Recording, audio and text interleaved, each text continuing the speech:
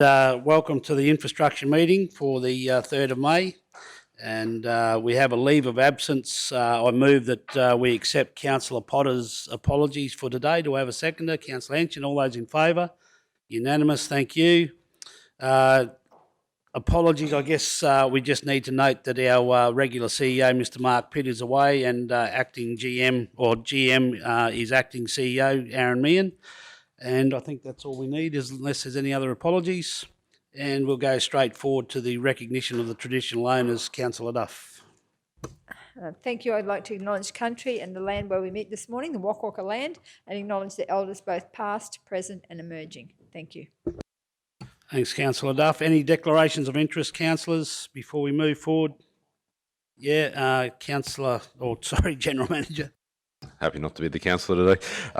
Yeah, through you, Mr Mayor, I'll just note for item 7.3, I'm associated with someone who's an associate of one of the respondents for that. I'll just ask GMO May to come up and chair that one, as it probably relates to the operation of that driveway and also the MCU in that area. Okay, duly noted.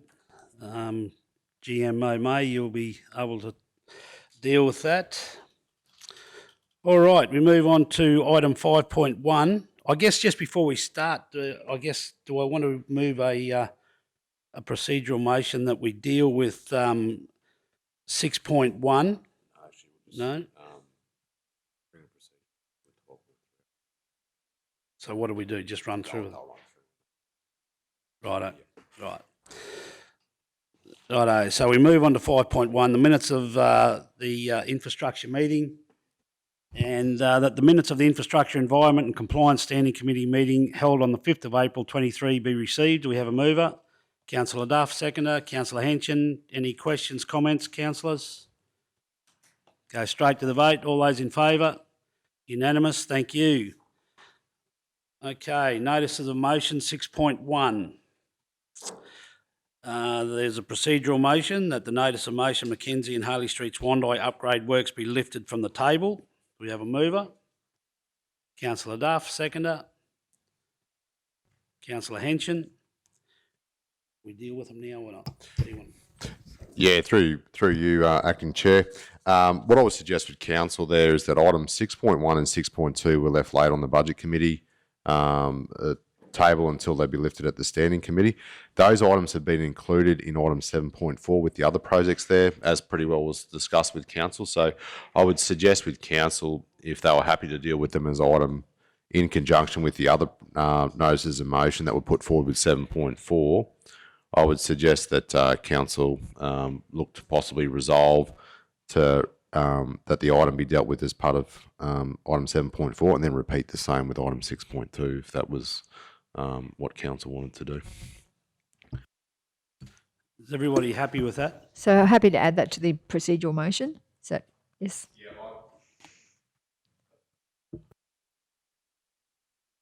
actually, you could just deal with them as actually I think you can do that, Peter. If they're going to be dealt with as part of item 7.4, can they do a procedural to just move them to that, or they have to resolve to do that?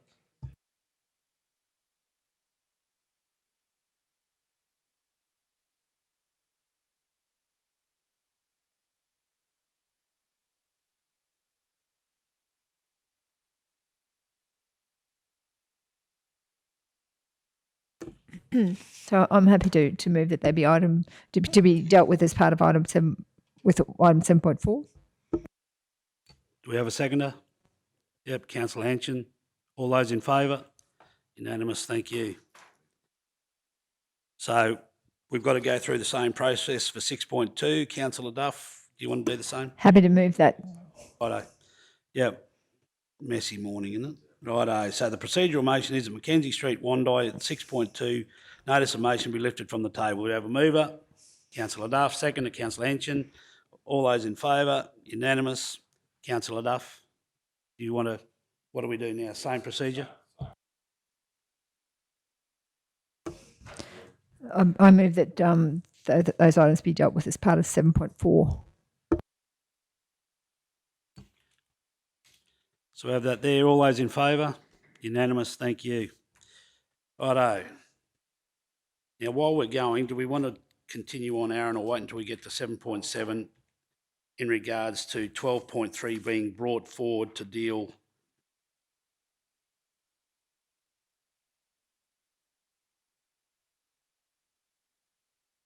Well, I'd like to move a procedural motion that agenda item 12.3 be brought forward to be dealt with after 7.7 this morning, and the reasons being that the staff would have to sit here and wait for the meeting to continue from 7.7 through to 12.3, and if we deal with them straight after each other, the staff are then able to go back to do their normal duties during the day. So do I have a seconder? Thanks, Councillor Hinchin.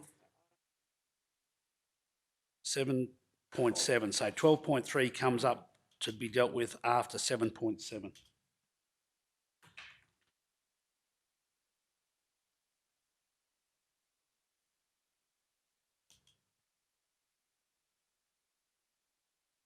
Councillor Hinchin.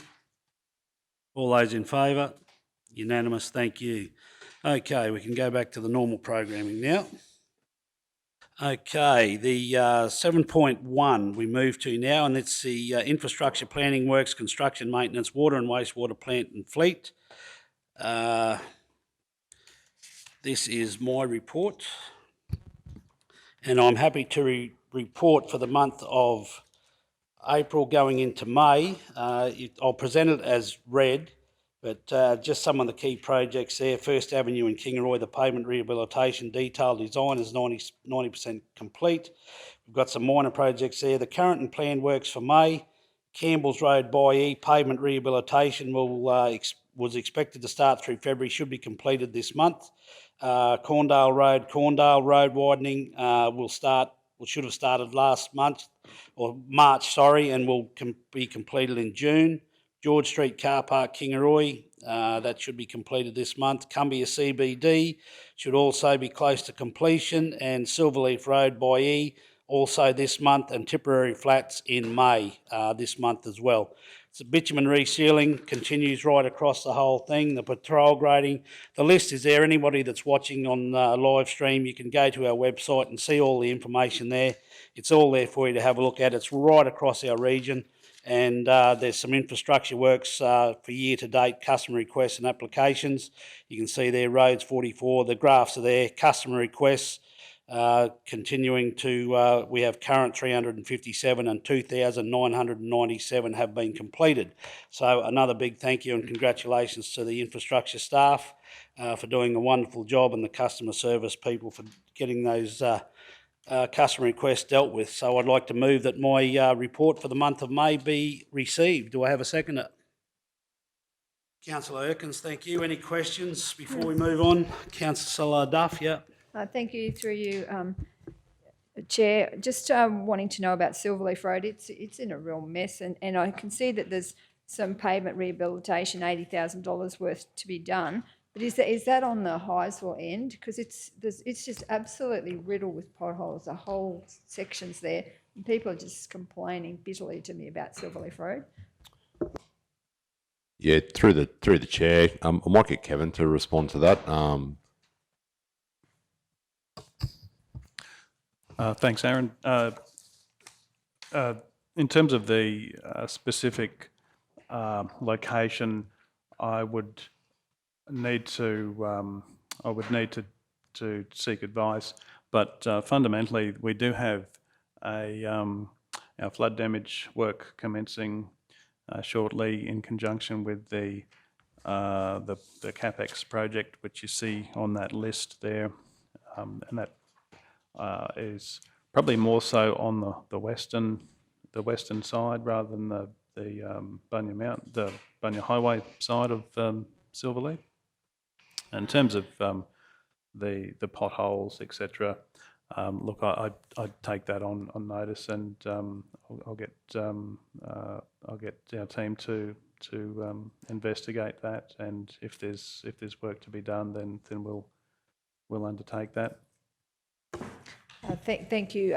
Yes, it is the western end that is in a state of disrepair with all these, just a sea of potholes. So yeah, thank you for the advice. Councillor Hinchin.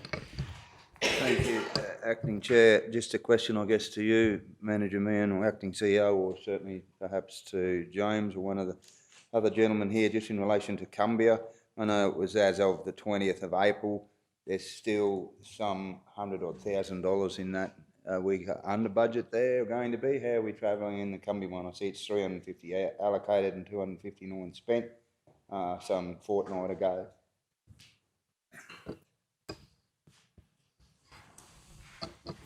In terms of the Cumbia CBD, what you find is a lot of these projects, in terms of the actual cost, there is a lag with the actual cost in terms of the compared with the budget.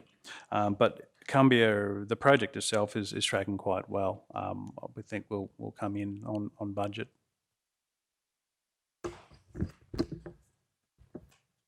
Councillor Shoemaker. Thank you. Just with the Cumbia project, I know I drove through there a couple of weeks ago, and new trees have been planted, and I understand you're going to put the no fines concrete in the medians.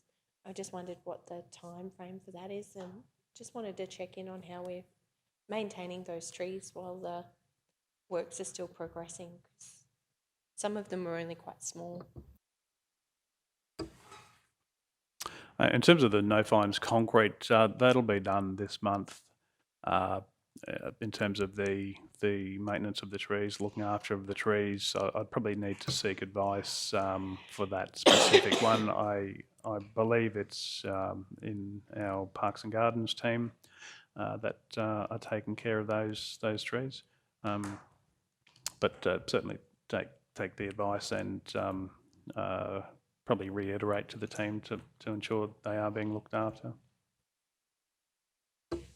Yeah, thank you. I just noticed some weeds and things sort of getting in around them, and just with the cooler months coming, I don't know whether they'll need covering or not with the potential frost, but just mindful investment in new trees. Want to make sure they're still, very good when the project's complete. Just in terms of those budgets and then the actuals, I know we get the financial monthly report, so you can kind of see where we're over and under. But as a practice, what is it that you do when you go over, if a project is under budget, is that funding then returned to like the council bank account for other capital projects? How does it work? Yep. Through the chair. So what we'll normally do is at the quarterly reviews, we'll do a contra adjustment. So you have positive pluses and minuses. Any savings that we have overall to the bottom line goes back to your cash bank account. So if it's funded works, we generally don't have any surplus left over. If we're tracking under with R2R, we normally will go to the department and ask to put additional works into that schedule. So we might do a resheet or a grade or something like that. So any savings at the bottom line go back to the asset fund in the general. And then, we basically adjust as what you call contra adjustments through the quarterly reviews to keep us in balance.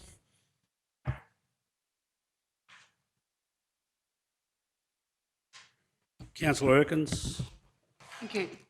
Through your Deputy Chair.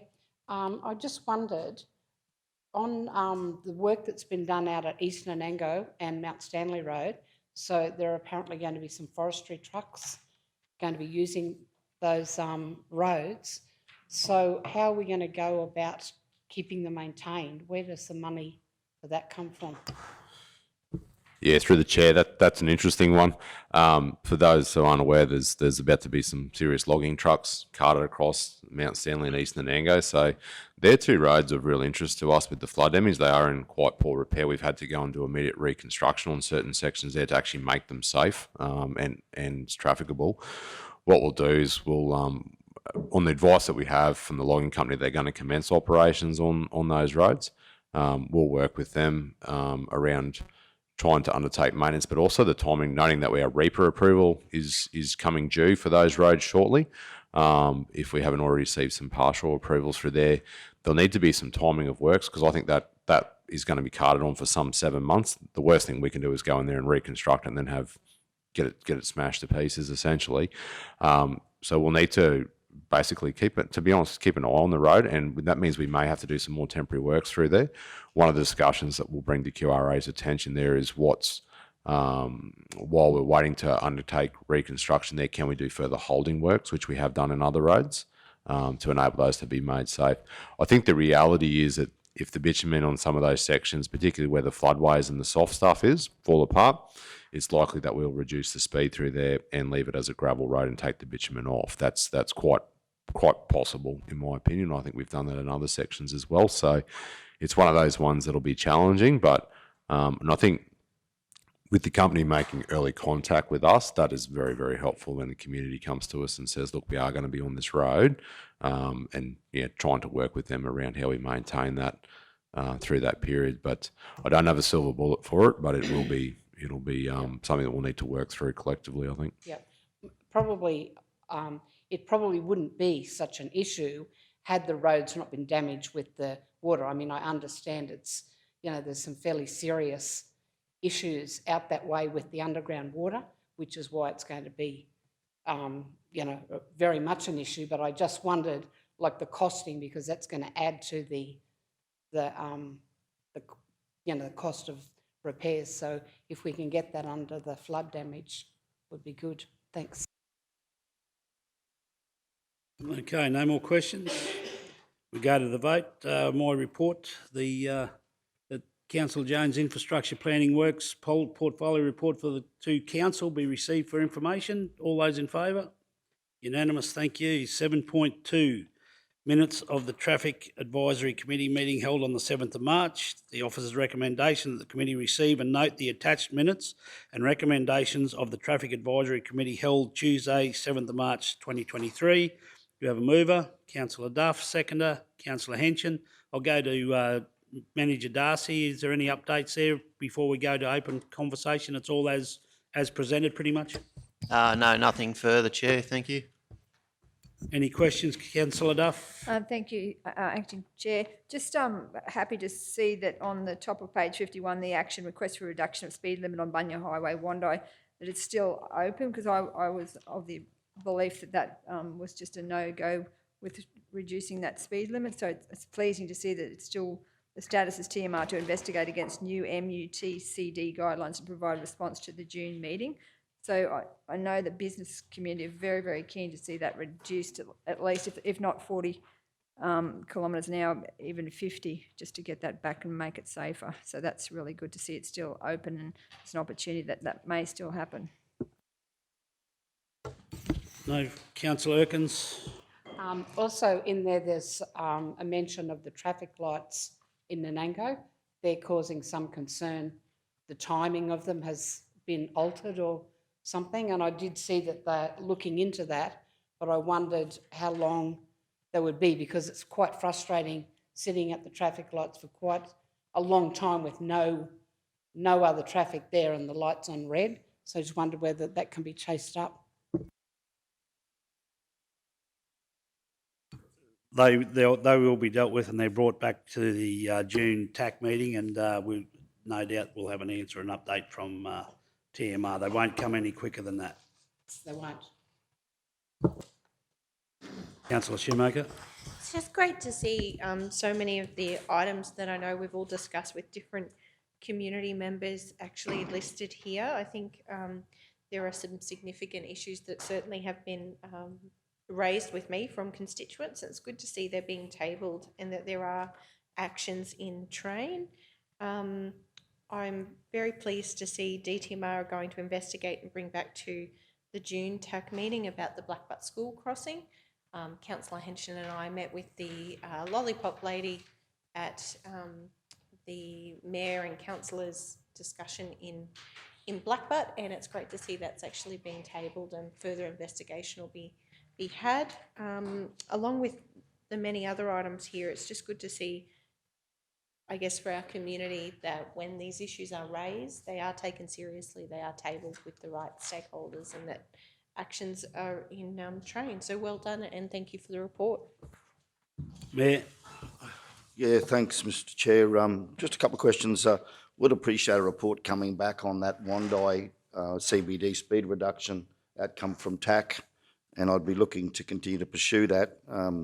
Be very interested to understand how those guidelines that TMR use enable Kilkeevan and Gameri to have their speed reduced, yet DTMR seem to be reticent to do the same for Wondai. So very keen to see an explanation of that come back if we can, once that determination is made.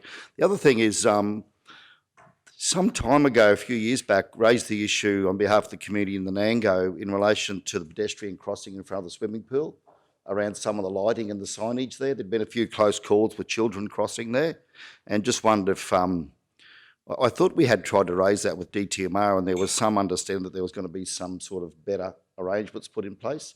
I just wonder if we could just put that on the agenda for the next TAC meeting, Mr. Chair, to see if there can be something done there, just to provide better warning for traffic moving through that area. Yeah, would appreciate a report back on those. I did have a third one, but I just forgot what that was. But there's so many. Oh, no, of course, Tangerine Bridge. I drove to Toowoomba again, and look, seriously, I don't understand why there is not better signage warning the traffic that's heading from Toowoomba towards Maidenwell, or from Kooyar towards Maidenwell, coming down that hill where you have to give way. Now, I went to Toowoomba. The next day I went down to Peachester, and the signage on Commissioners Road at Peachester for that single lane bridge, you can't miss it. There's flashing lights, there's big signs, everything to tell you that you have to stop and give way. It wouldn't have anywhere near the number of trucks go through there that we see go through that road over the Tangerine Bridge. I find it absolutely flabbergasting that DTMR can say that the signage there is appropriate. And I'm sorry, but I think that's an accident waiting to happen. If they're not going to fix the bridge, at least put in some decent signage so the truckies and everyone else coming down that hill knows that there is a give way sign ahead that you have to stop for traffic. Because honestly, I had another look on the weekend and I just don't think it's anywhere near. I don't think it passes the pub test in terms of common sense with the signage that's there, Mr. Chair. So I'd love to see that raised at the next TAC meeting again if we could. Thank you. Thanks, Mayor. I can assure you every TAC meeting and every opportunity I get when we go to RRTG, one of the first questions I ask is what's happening with the Tangerine Creek Bridge. And James, you might be able to elaborate a little bit more on the street crossing at the swimming pool in the Nango. I thought we'd dealt with that, but yeah, so I'll hand back to you just for an update on that. Yeah, through you, Chair. Yes, I can confirm those observations, Chair. There was a report back a couple of months ago just around some improved signage and line marking on the approaches. There was some pictures we put in the report, just the before and after as well, just to help. They'd used an island on each of the approaches to that pedestrian crossing to put up a sign, just helping to advise motorists approaching it. And they'd also done a lighting assessment as well through there and confirmed that was fine. So there is some of that, those actions have been done to date, and the report was provided a few months ago, but happy to find that report and recirculate it to you just to bring the detail to your awareness.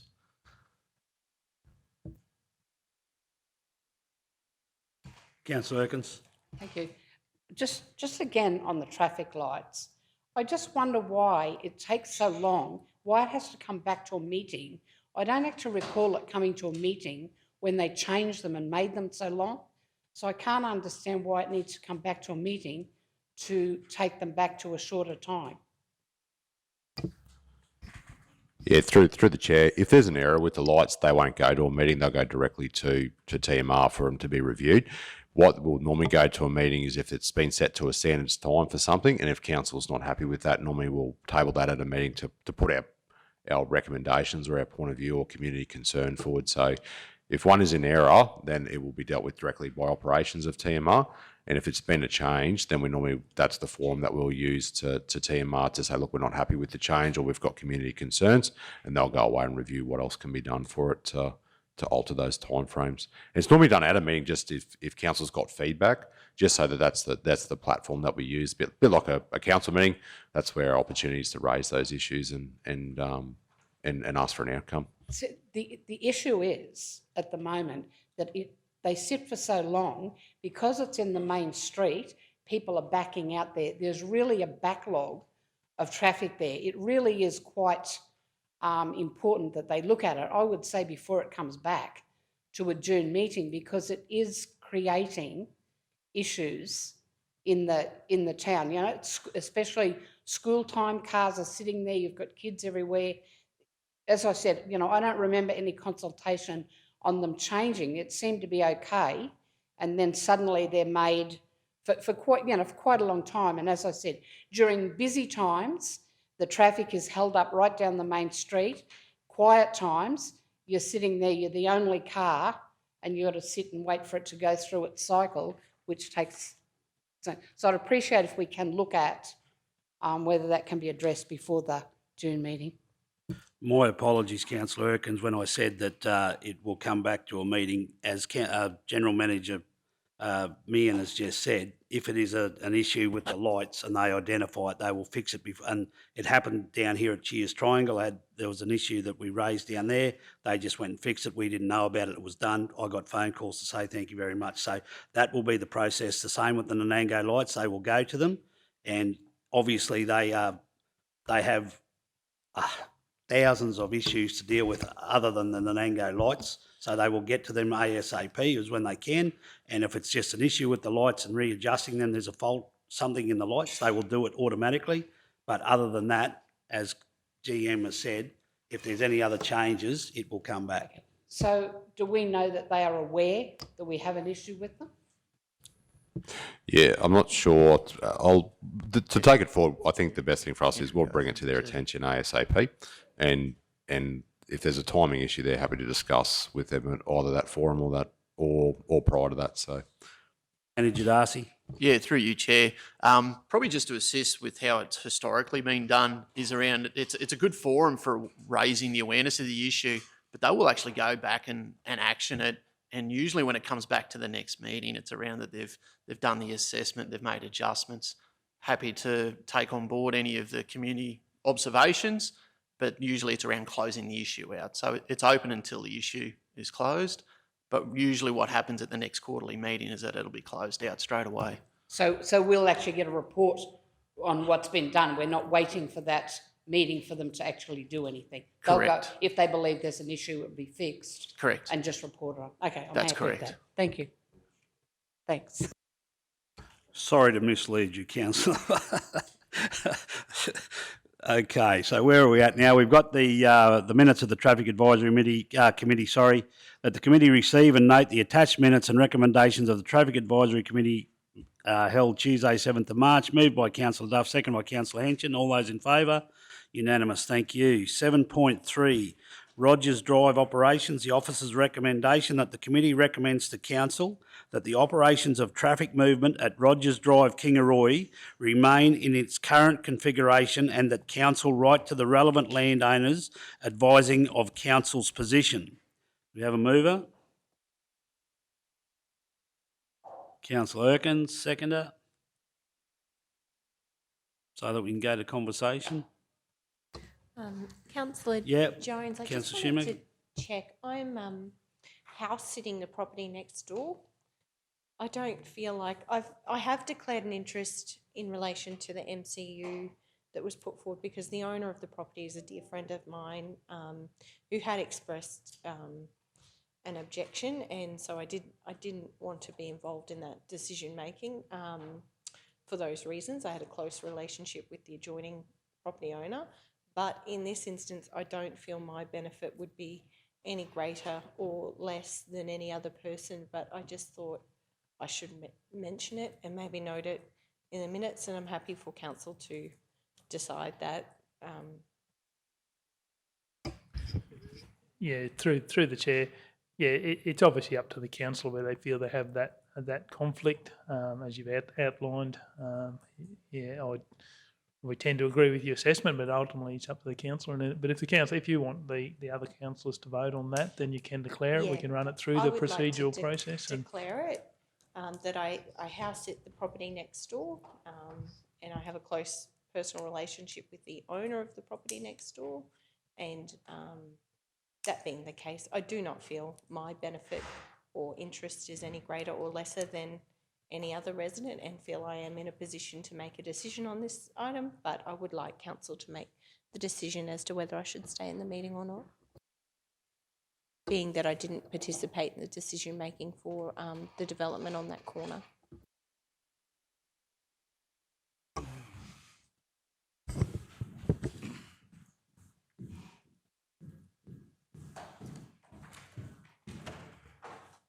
Just note that Councillor Shoemaker has declared the conflict and has left the room. Just wait for Kimberley to get that declaration of interest up, and then we'll have a discussion and vote on it.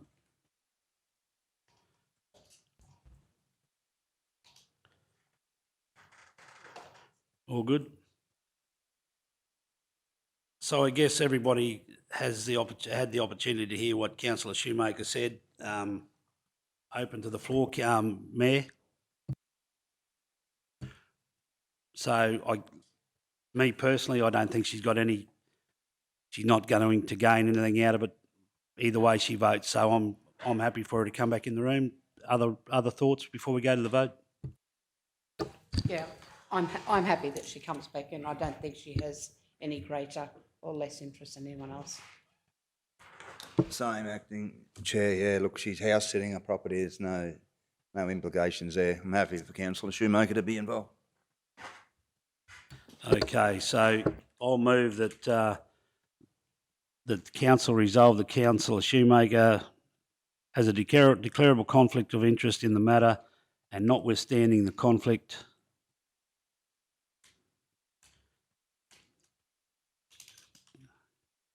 Councillor Shoemaker may participate in the matter, discuss and vote upon it. Do I have a seconder? Councillor Henson, all those in favour? Unanimous, thank you. Thank you.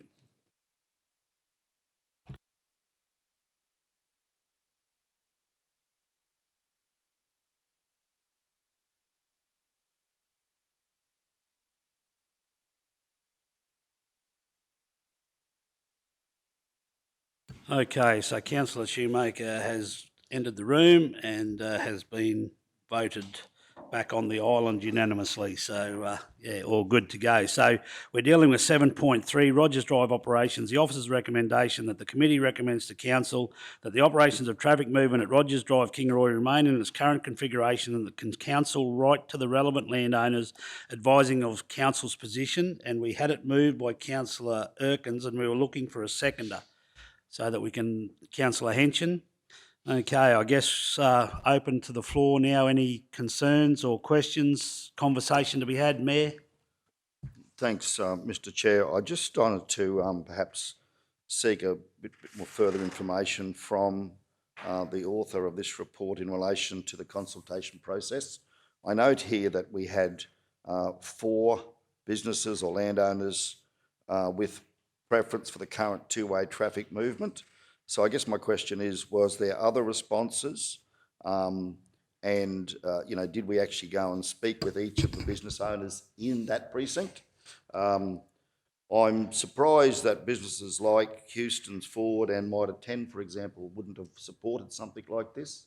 And the second part of my question was, if we adopt this recommendation, how will that impact on some of the development that we recently approved in Rogers Drive in relation to the service station and proposed retail outlet, in terms of particularly on-road parking? If I could, thank you, Mr Chair. Manager Darcy. Yeah, through you, Chair. Thanks for the question, Mayor. Rogers Drive came to council before Christmas last year just to go and facilitate a lot of the discussions. I think Councillor Potter had raised the item with us to go and consult with not only the business and landowners out there, but also the tenancies associated with that estate. They both have interests in the traffic operations out there. So essentially we wrote to them prior to Christmas asking for feedback and providing them with the 3 options that was presented to council on what would be the desirable layout in their eyes, because it's important to get the perspectives of all of them in order to get good feedback. But in all honesty, the items in the attachments are all was received. So we've only got a handful of feedback forms, and essentially there was no information provided in those responses contrary to the existing configuration. So, and that is to allow it to remain as is and to continue operating as two-way around Rogers Drive. And essentially what that does is that it doesn't have any material impact on that material change of use application that was raised. It's essentially allowing that to continue as proposed. The on-street car parking through the estate is not impacted as well in the fact that it's not line marked. It is there for use. However, it is also there for the circulation and operations of the estate with those larger commercial vehicles needing a bit more room. So it's around where, in those positions of where people want to park on the street, that they do so in the right locations. But that is uncontrolled at this point in time. So it is back to some of the operations of those vehicles to park in those spaces wisely and take the onus on of being aware of those adjacent businesses. Yeah, thanks, Mr. Chan. Thank you, Manager, for that report. Have you received feedback from the proponent of that development, of that approved development in relation to the service station and retail outlet as part of this process? Yeah, through you, Chair. Yeah, that's absolutely correct, Mr. Mayor. The attachment on page 62, 63, 64 and 65 highlight their response and essentially providing a very detailed and thorough response as well. It was easily the most detailed response out of everyone to assist with understanding what their concerns were. Councillor Erkins. Yes, my concern is that a new business coming in, surely it is up to them to make their own access. Anyone else putting a business on a highway have to work with main roads and whatever to have access. I don't think it's our responsibility to make it easy at the cost of other businesses, at the expense of other businesses and the cost of council to make things. We've already run into the issue with Wandai where we changed things there and now the businesses there that it doesn't suit. I think that the status quo should remain because when people move into it, that's the way it is and they work their business. If it's not suitable, but doesn't suit them, then they should look somewhere else to go, not change everybody else's operations to suit a new business that may or may not proceed.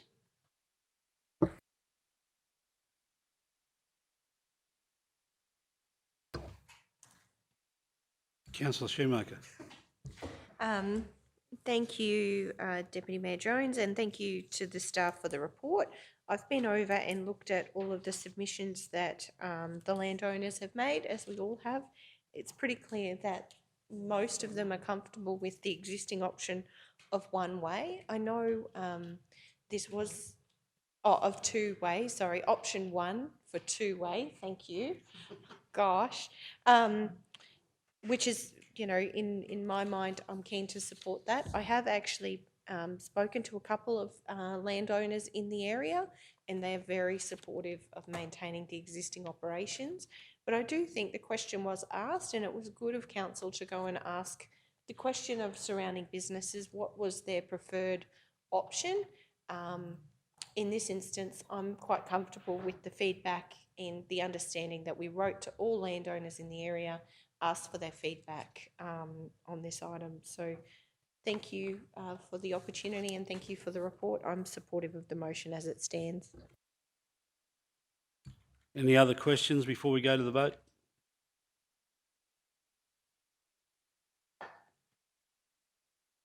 Okay, we'll go to the committee's recommendation, moved by Councillor Erkin, seconded by Councillor Henson, that the committee recommend to council that the operations of traffic movement at Rogers Drive, Kingaroy, remain in its current configuration and that council write to the relevant landowners advising of council's position. All those in favour? Unanimous, thank you. Thanks, Pete. Just having a change of the seat now. The acting CEO had a declarable interest there.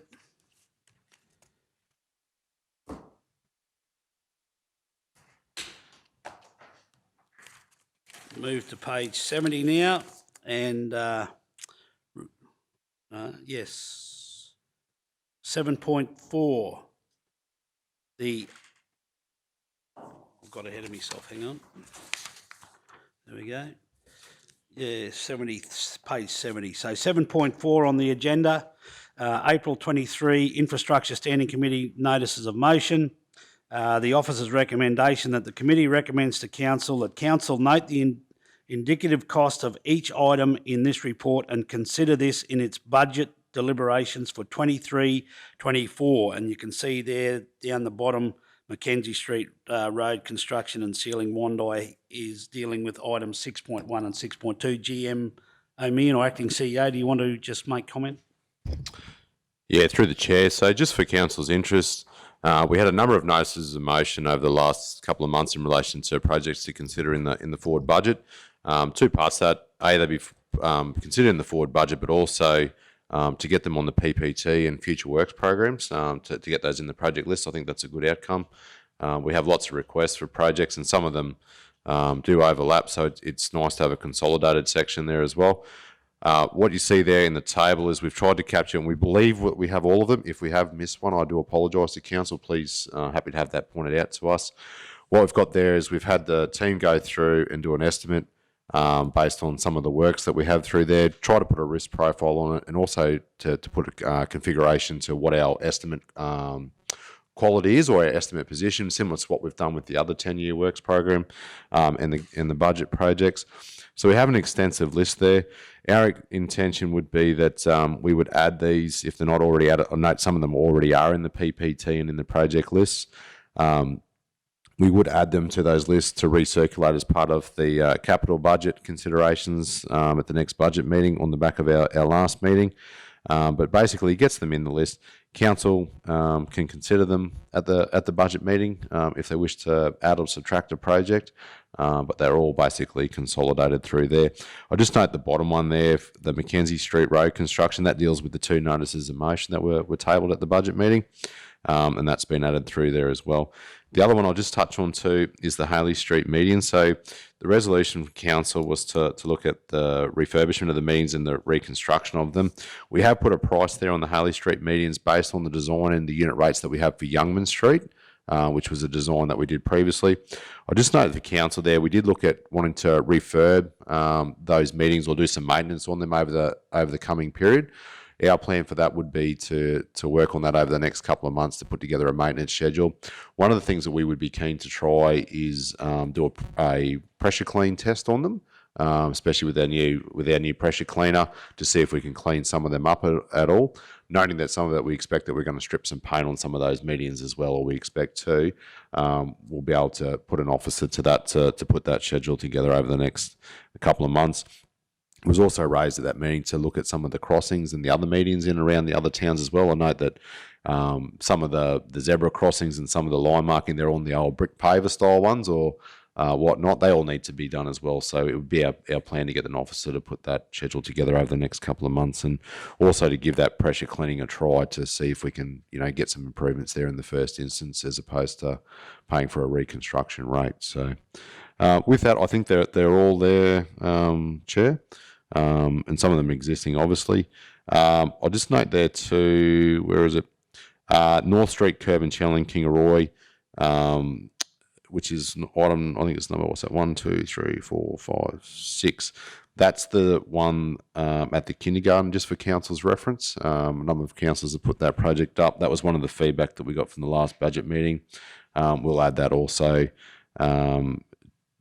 to the short list for projects that were deferred, I think, from last year, for council to consider at that budget meeting where they want to bring that project in. And that's us, Mr. Chair. Any other questions, comments, councillors, before we go to a mayor? Yep. Yeah, thanks, Mr. Chair. Just in relation to Youngman Street North Road widening, so that is the curb and channelling in front of the Kingaroy Hospital. That's definitely from the emergency entry down to the intersection with, is it Alfred Street?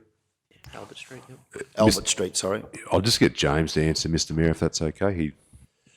Yeah, through you, Chair. Yeah, that's absolutely correct, Mayor. It's the curb and channeling and a little bit of pavement widening out the front of it that would need to happen through there. So yes. Councillor Shoemaker? Thank you. I just wanted to confirm, so you've got estimate type, desktop or feasibility. Can you just confirm what the two types of estimates are? Yeah, through the chair. So a desktop is very much us not having a stab, but having an educated guess around what that would cost. So we would use some broad unit rates or without doing any detail. A feasibility is normally what we would do if we've had a probably stronger look at maybe some of the pavements there. So if you look at North Street, curb and channel there, we've had a look at that project. So we actually have gone and measured that project directly and applied a level of unit rates across it that we would have taken from one of our schedules. And the next one after that we use is the detail. So when we have gone through and done a detailed estimate for a project. So that relates to the traffic lights that we put on the budget committee. So red for desktop, orange for feasibility, and green for detailed estimate in the previous budget schedule. So we've attempted to follow the same format. Sorry. Yep, excellent. And in terms of the risk, so you've got low, medium or high, what quantifies those different risk levels? Yeah, so risk is really around what we know about the scope. So with a footpath, generally we would think that they were low risk based on what its location is. Where we have a medium one, we would be thinking that we have, we're probably going to impact with some services. We're probably going to be impacted by traffic management. It's probably two parts. That is the risk around our estimate and also the risk to the project. So obviously, if I use that one there, the Youngman Street North one, it's a TMR corridor, so we would need TMR approval. We would have to jump through some hoops. We would also have likely to impact with some stormwater issues there as well. So obviously that inflates our cost up as well to try to cover with some of that contingency through there.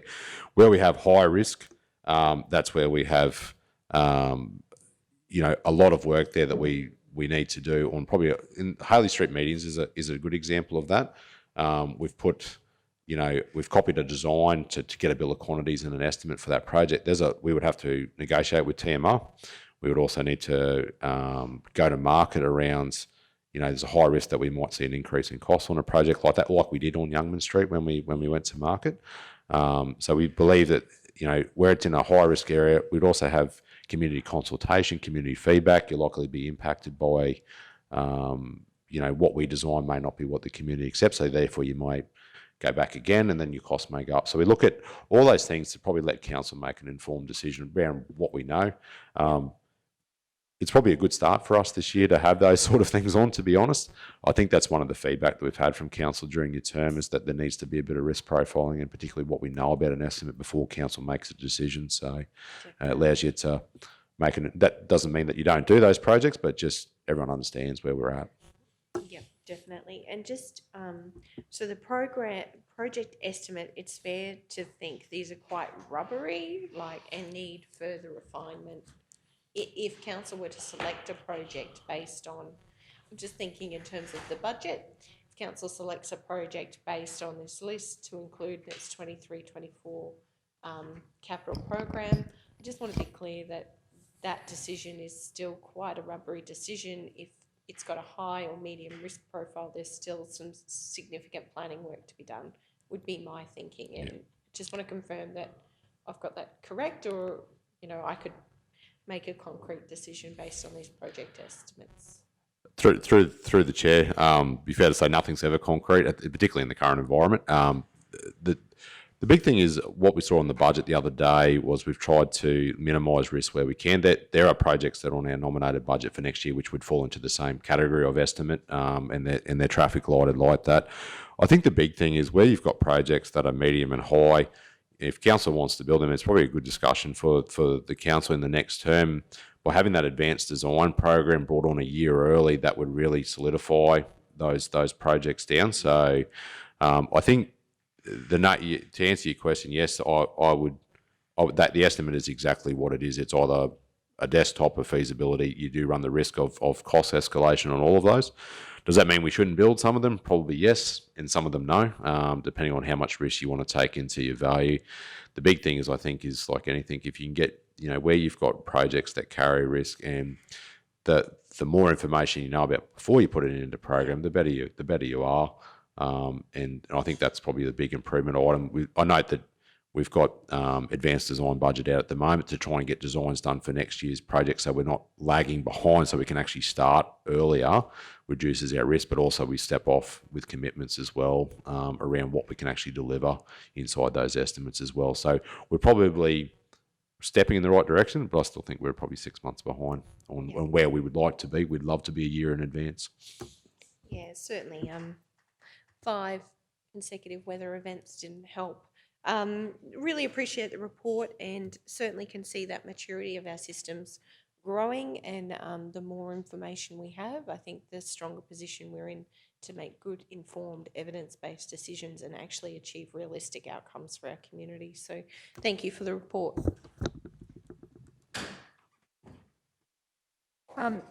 Thank you, Acting Chair. Just wanting to know, I did mention at the time of this, before this list, about adding Lamb Street, the median strips into Lamb Street, Mergen, and I note they're not on the list. Just to check that one. Through you, Chair, with Lamb Street, is there a particular area? It was what we were trying to define what the scope of Lamb Street looked like with that request. There's a lot of grass and turfed areas, particularly on the approaches leading in. Just wanted to know if there's a confined space in order to invest the time wisely, or whether we're going out to some particular intersections that you had in mind in relation to the request. Thank you, through you, Acting Chair. Yeah, it is on the Wandai side, the entrance on the Wandai side, and particularly the concrete entrances. The median strips there, they're untidy, they're dirty, they're, it was all about trying to make that look, that the approach is looking a lot, as has been suggested here, perhaps painting them or cleaning them or doing something with them, because they are very, very ordinary at the moment.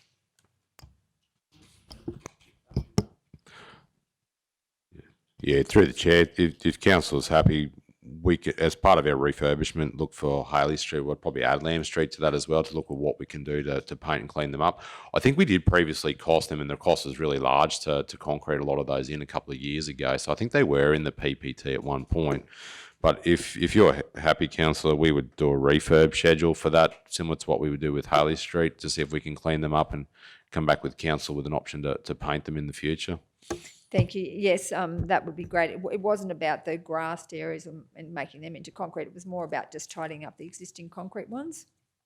Thank you. Wouldn't that have been picked up in the discussion where we were looking at doing all those right across the region, like not just in one area? That, like, weren't we talking about that? Wouldn't that fall into that category? Yeah, through the chair, I think it was a previous project that we did float, and it had a pretty large price tag, but I think the project probably went a little bit too far with too much grass getting covered in. But I think we'll just put it, if we're happy to just put it on the refurb consideration. But did we? I think we had. Do we have a refurb list? Do you remember?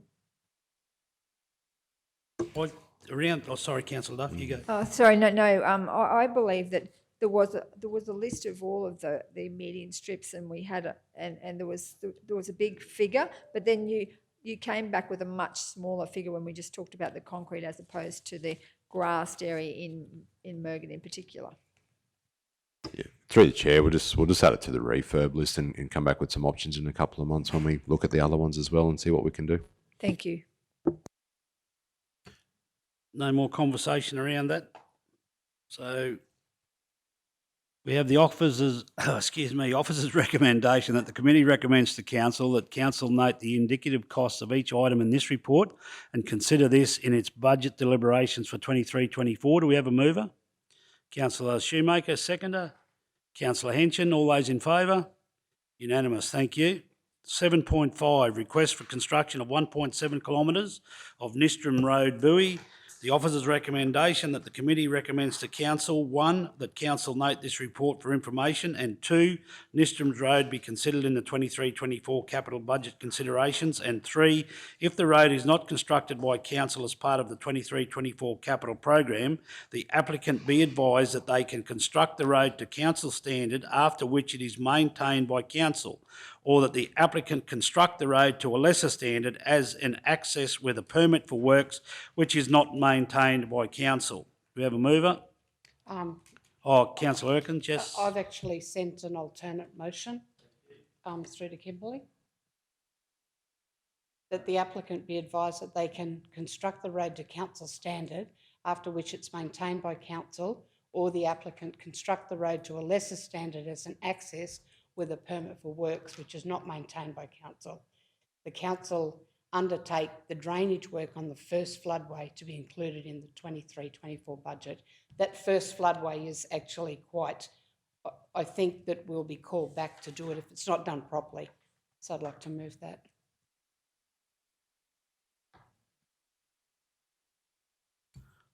So what's that procedural amendment? Just an alternative, yeah. Okay, so councillor Erkins has put an alternate recommendation up there, and it is, as it's read there, the applicant be advised that they can construct the road to council standard, after which it is maintained by council, or the applicant construct the road to a lesser standard as an access with a permit for works which is not maintained by council, that council undertake the drainage work on the first floodway to be included in the 23-24 budget. Do we have a seconder? Councillor Shoemaker, questions, comments? Councillor Erkins, do you want to speak to your motion? Yep, I went out with General Manager and had a look at that road, and it's where it's a gazetted road, it's not actually a formed road, but there are 2 properties up there who wish to have access and are looking for, I think originally they asked for council to actually put the road in there, but I don't think we've done that with other roads. So I would prefer that the applicant, and apparently the applicant is prepared to do that, so I would prefer that, because that's a lot of money from our road budget to service 2 houses if we were to construct it ourselves, and I don't believe that we have that. You know, I would prefer to see the money that would be spent putting the road in there to go to a lot of other, to maintain a lot of other roads. So I believe that's a pretty good compromise. GM, yep. Yeah, through the chair, I'd just probably suggest one change to the councillors. The last one there's council undertake the drainage work on the first floodway to be included in the 23-24 budget if the applicant constructs the road. So if they build it as a driveway, then we wouldn't do that. But if we, I think that's the intent. Yep.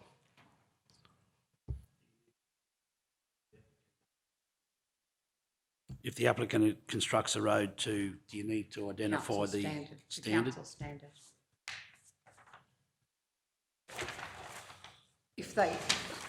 If they decide that they want it as a road and not as a driveway.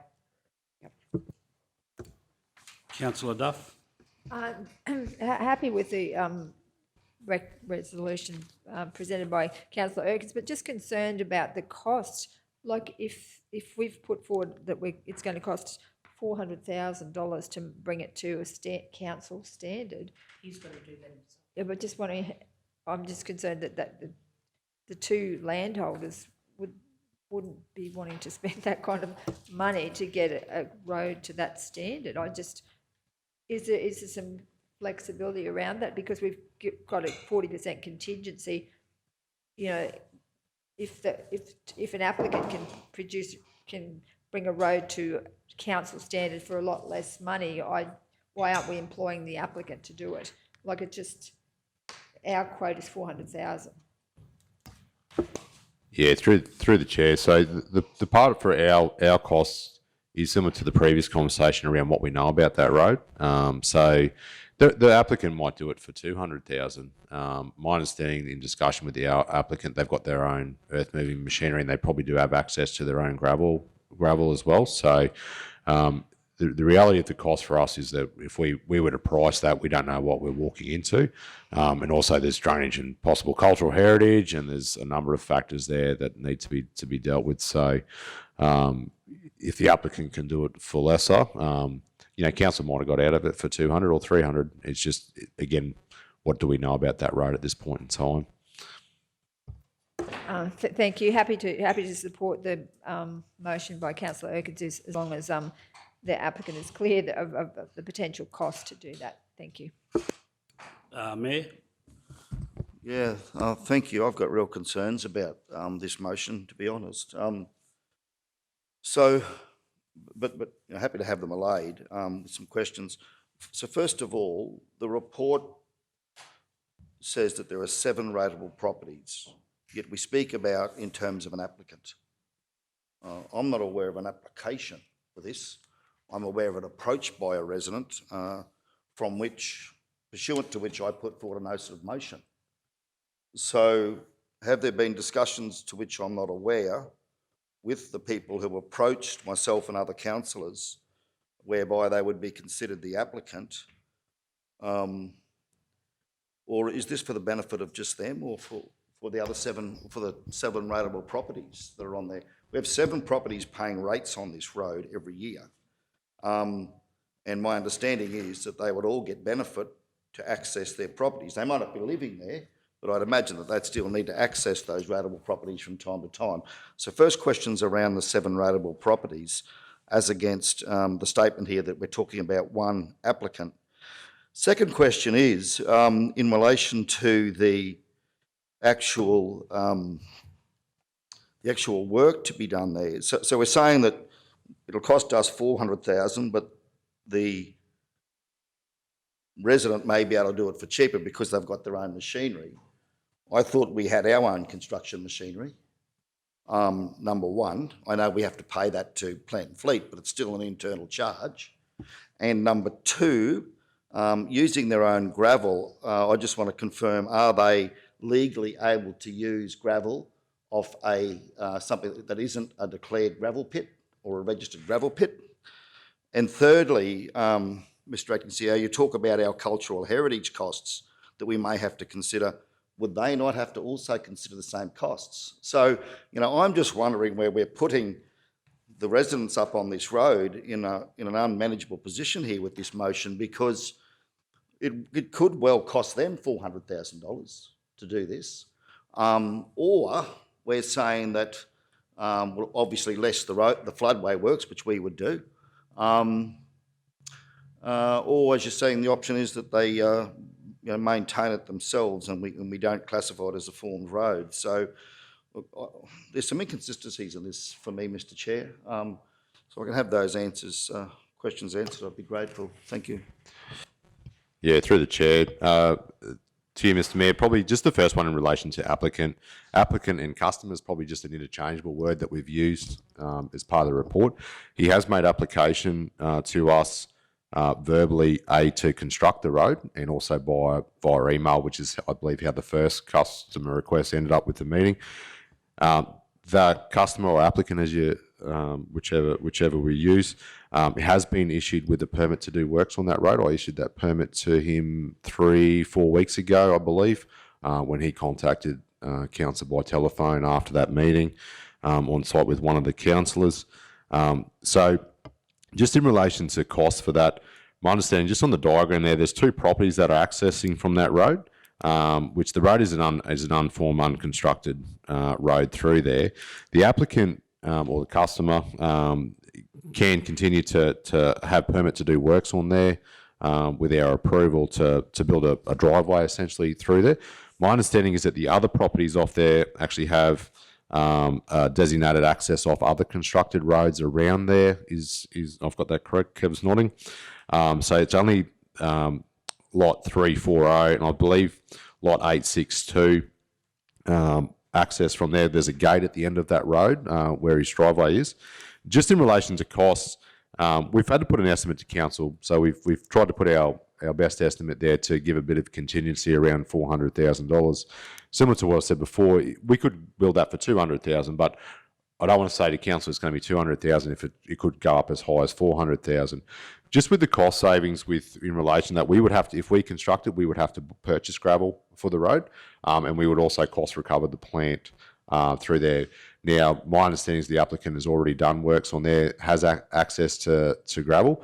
We have spoken to the planning department as well in relation to access to their pit. And we'll be putting the applicant in touch with Justin and Peter's team to make an appropriate application to access that deco for the road if they choose to, and they'll have to jump through those hoops. In relation to cultural heritage, they will need to, as part of that, if they are cleared to do that works, they will need to do environmental assessment and cultural heritage assessment through there as well, as we would. So anyone who works in the road reserve and clears it is required to tick those boxes, or at least they assume the risk for that. So that's normally part of our approval process as well for someone to be constructed through there. So the intention of this one here is similar to our, if the applicant wishes to, similar to a developer or any other person who's got an unconstructed road reserve that's accessing their property, the option would be for them to construct that road and then council take it onto its and maintain it. And that would be, I believe, the suggestion from the councillor at this stage. Mind you, that if that becomes cost prohibitive to the applicant or customer, they do always have the option to come back via that resolution and say, look, we don't believe that we want to clear the road. We're happy to put some gravel down, and we would just give a permit to works that we've done through there now. I'll probably note that the person has done a bit of work on the second half of that road when Kevin and I were on that road the other day. So they actually have tidied it up quite well. The main one for us when we were there was the concern around that first floodway. We think it would be quite a difficult task for that person to work through there. And any construction through there, we'd probably want to do ourselves so that we sort of limit our risk or mitigate risk to the road in the future, and do probably a higher standard of job there if that assists, and probably just takes a bit of burden off the person as well. So, did I cover them all, Mr. Mayor? Yeah, thanks, Mr. Acting CEO. So you have confirmed that they will need to apply to get a permit to use the gravel, and they will need to apply and go through a cultural heritage assessment process as well. And they will have to, if we're going to put it on our register as a formed road, then they will need to obviously meet the standard required. And I've driven that road with the particular person that we're speaking of, and the work that they've done on the top end, closest to their property, I'm not sure if that would meet the standard in relation to the width and the drainage. So I think it would need to be clear as to what those standards are, so that the applicant is referring to here understands the scope of the work that they'd be required to do. It's not just a matter of running a grader over it or a machine over it and tidying it up. It would need to meet the standards in relation to the width of the road, the pavement depth, and also the drainage, I would have thought, Mr. Acting CEO. So, look, I'm fine with this. If as Councillor Erkin said, the applicant is prepared to do it, they're prepared to incur the cost, they understand what the cost is, then I have no problem with that on the basis that there's only the two people using that road for access. So on those conditions, I'm fine with it. Thanks for answering the questions. Councillor Erkin's rounding up because we've got a break for a morning tea at 1:15. Yeah, one of the reasons that I'd like to go that way, as I said earlier, is the cost to council. There are a lot of people historically who were on roads that had previously been maintained by their individual councils, and they were taken off our register due to financial restraints, I believe. So I just don't see the point in us adding another one on when there are two residents who were aware they did not have a constructed road when they built their homes. I think it comes back to the fact that, they were aware. I think this is a good compromise for council and a good compromise for the residents, and I'd like to see support from council. Councillor Schumacher. Thank you, Deputy Mayor Jones. I just had one question as to the estimate, why we estimated a heavy formation grade and not just a patrol grade? Through the chair, so heavy formation grade, as it's an unformed road, it would be a more inclined with a heavy formation grade because the formation actually has to be cut in. Similar to what the mayor was just saying there before, a lot of the drains haven't been cut in or constructed. So normally on a heavy formation grade, you'll build up and construct the formation or put it back in its place. Patrol grade will only do the running surface. So our cost would be quite more considerable in line with the heavy formation grade through there, given its current state, that the road is actually pretty well flat through there. Just, my thinking is, it's been identified as an access track as such. It's not a formed road. What's actually preventing council from running a grader up an access track to help? You know, I agree the drainage is a significant issue. I've driven that in my own four-wheel drive and almost gotten bogged, which is pretty significant considering the four-wheel drive I drive. So I can see that first drain as a significant issue. The landowner's done a lot of work in terms of building up that last section, which is holding up pretty well despite the weather conditions. You know, if we were to grade that section like we do with our lower order roads, I would have thought that would help in terms of being able to access, being that there is only two properties up there. Yeah, through the chair. So just in relation to the access track, that's probably in its current condition now. So if we were to grade that, we would do probably minimal works through there. And to be honest, the same issues will probably reoccur as soon as you have to what's happening now, because the issue with the access tracks is exactly that. We don't generally grade them or maintain them. We might just patch them up if there's a big hole in it or something along those lines. So they're normally down on the 5Cs and 5Ds.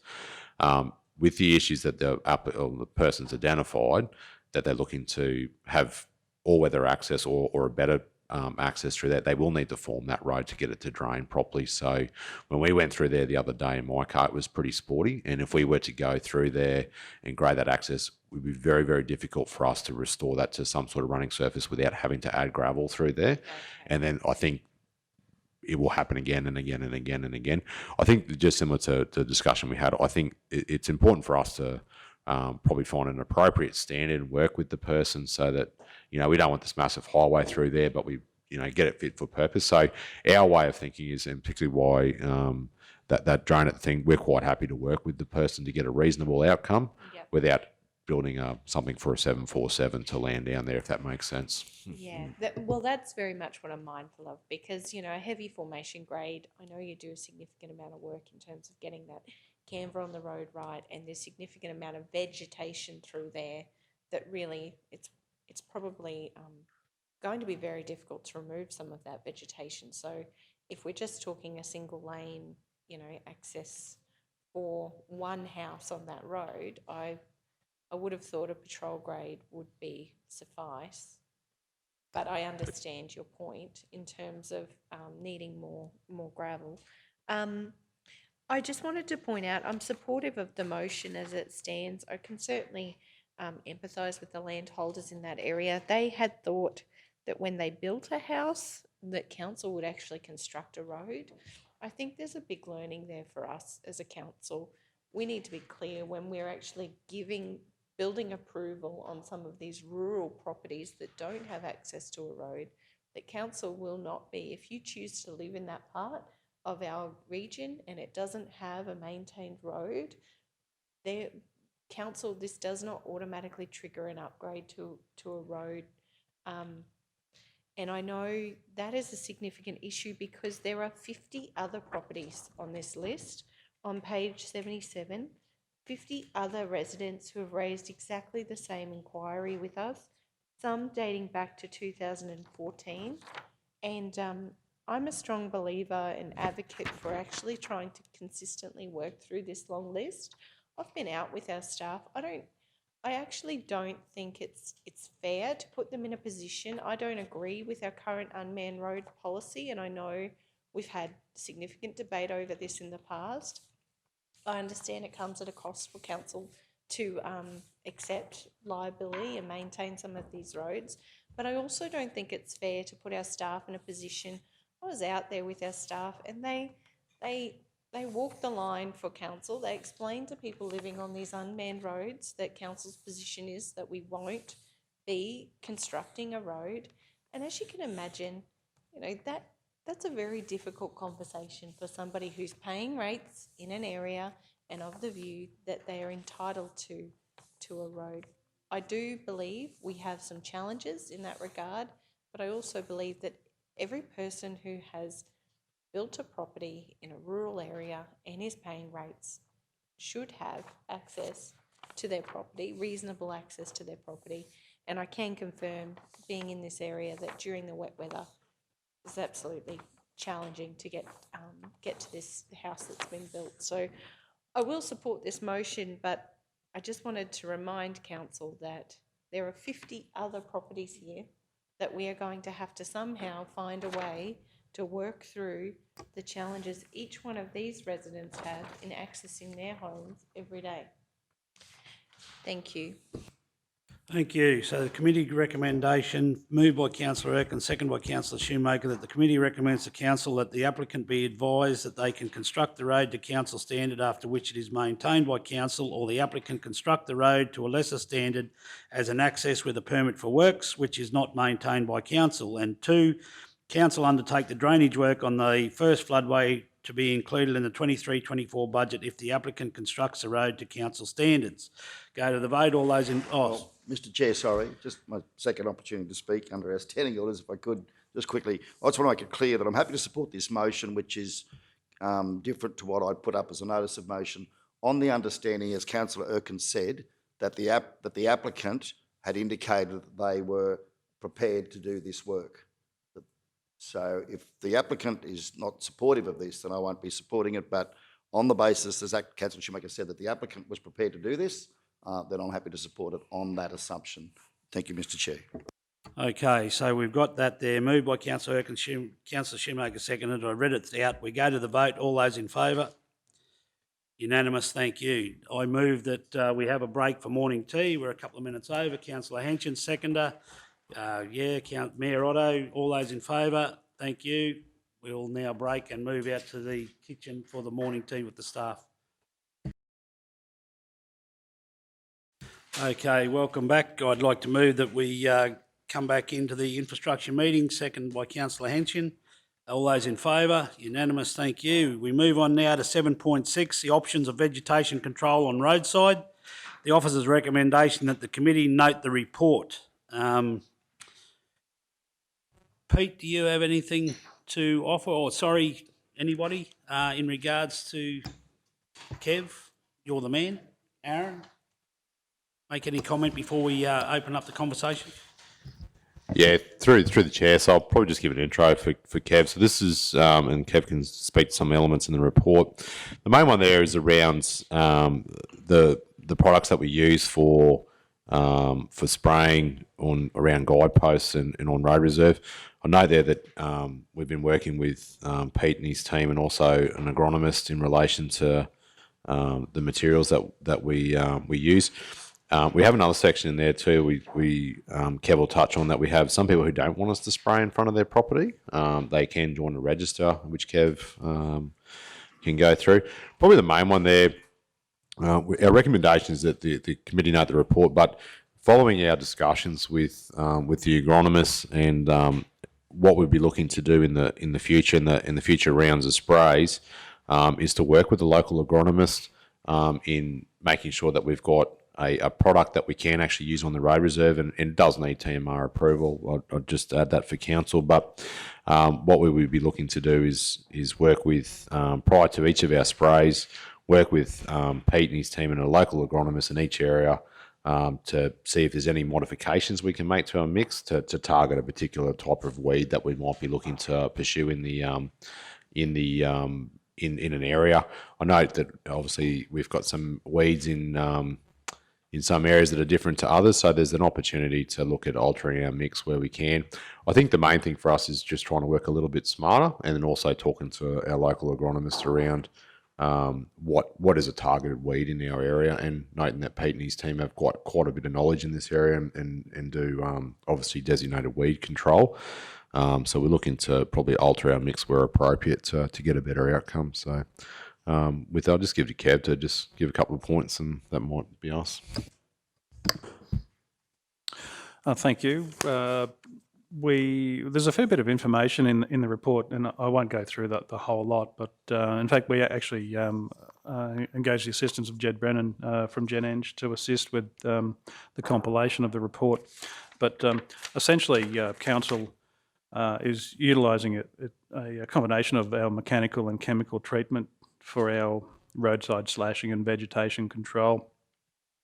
Council and our contractors primarily rely on our tractor-driven rotary slashers for mechanical vegetation.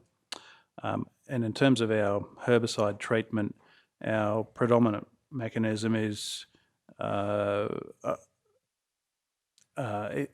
for control of vegetation around our obstacles, roadside furniture, such as guideposts.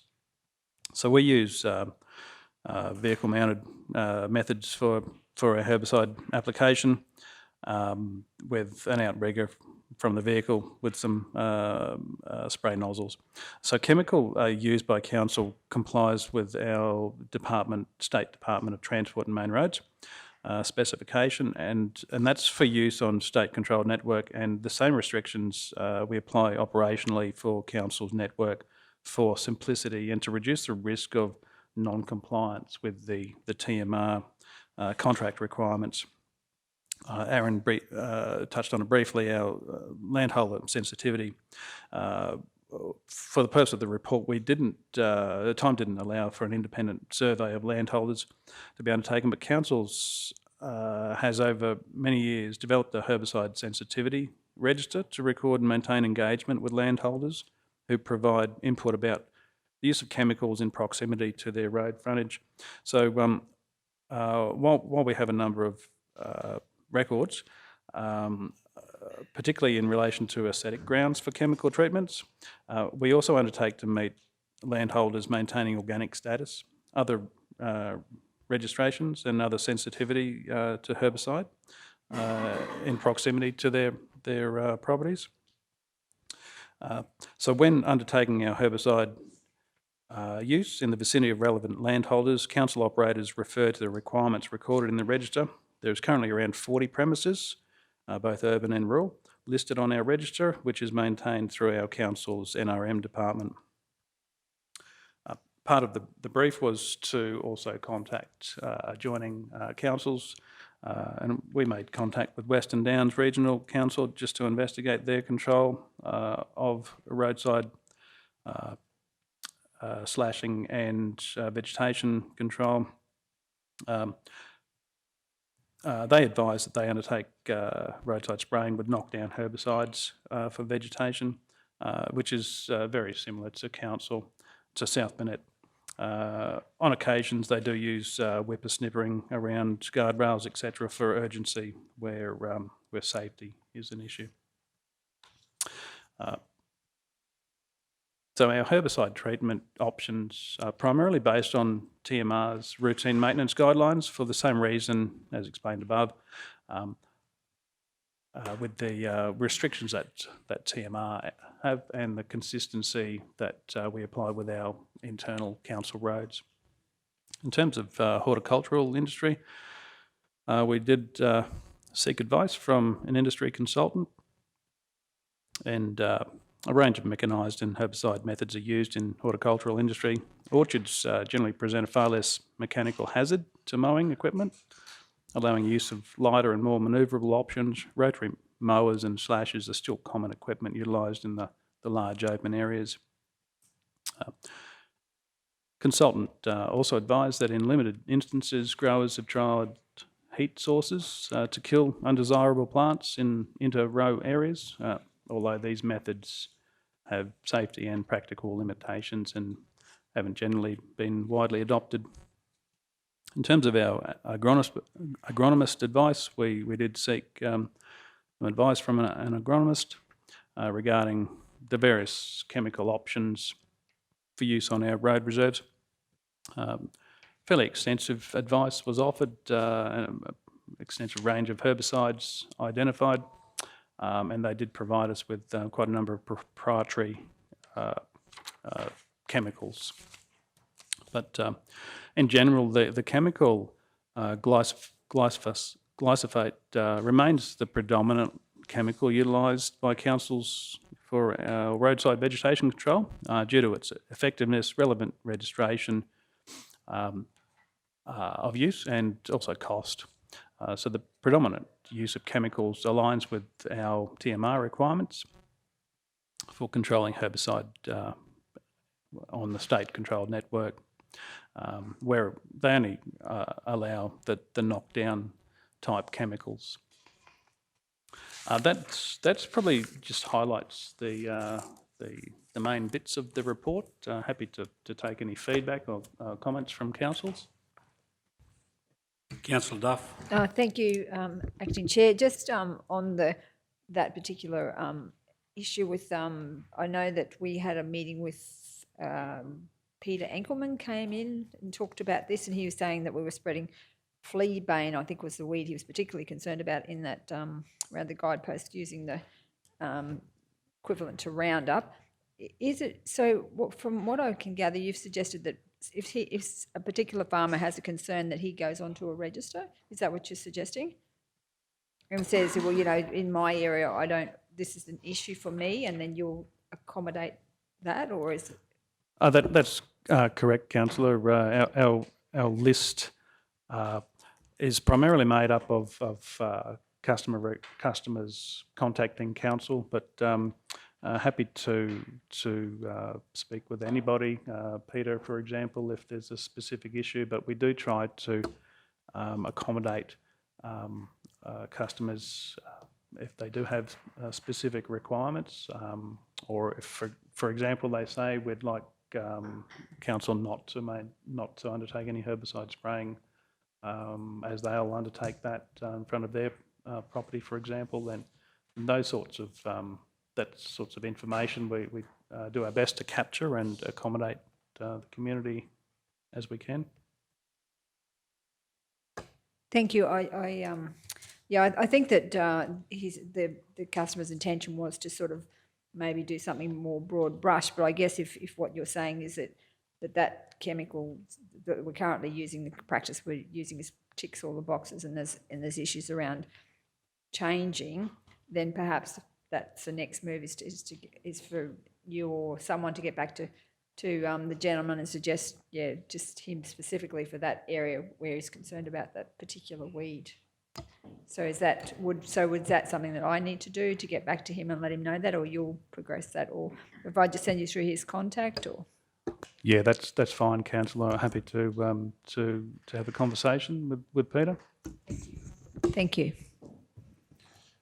Manager, just in a question, you said that if the particular person had an issue with glyphosate being sprayed, you were going to put him on the register, but isn't that register specifically for people that don't want, and correct me if I'm wrong, but isn't that register for people that don't want any chemical sprayed in front of their property, and not, we haven't got a register for people at this stage that don't agree with glyphosate, they want something else? Have we got a list on that, or is that, I might have missed something here. No, I think the register, again, about approximately 40 premises, is primarily in terms of the not wanting herbicide sprayed close to their premises. So I think just listening to Councillor Duff, she was thinking that, she mentioned Peter Enkelman that came in that said that he wasn't happy with glyphosate, for instance, that she could, or he could put his name on that register, and then we'd go back and spray it with some other chemical. I don't think we're at that stage, are we? I don't think that's the process that we were following as council. Yeah, I think that's correct. But happy to, even though we don't use anything except our current herbicide, happy to continue that conversation to look at alternatives. Councillor Shoemaker. Yes, thank you, Deputy Mayor Jones. I was just going to point out, yes, there's a number of organic products that are sort of emerging, and a lot of science behind them. I understand from what you've said that this is a DTMR requirement that we use glyphosate. I never pronounced that correctly. It's one of those trick words that trips me up every time. And just I know on our avocado farm, we are exploring other options to reduce the use of chemicals that we use in our own practices across our farms. I just wondered, is there anything that DTMR are doing in that regard, or any opportunity for us to maybe, have that conversation with them around what organic options there may be? Because some of them are actually proving to be the same cost and the same effect to what I've found. So I was just curious. The requirement for TMR is a knockdown herbicide, so essentially a herbicide without the residual. So they don't, to my knowledge, they don't specifically identify the chemical. So I think there is a potential there. In terms of our own network, we don't have that type of restriction, but there is a fundamental constraint, I suppose, on the residual type herbicides when you get into waterways and other sensitive areas, which is where there's the consistency between state and local roads. But I think there's, in terms of the knockdown herbicides, I think there is the potential to utilise something different that we have compared to what we traditionally use. GM O'May?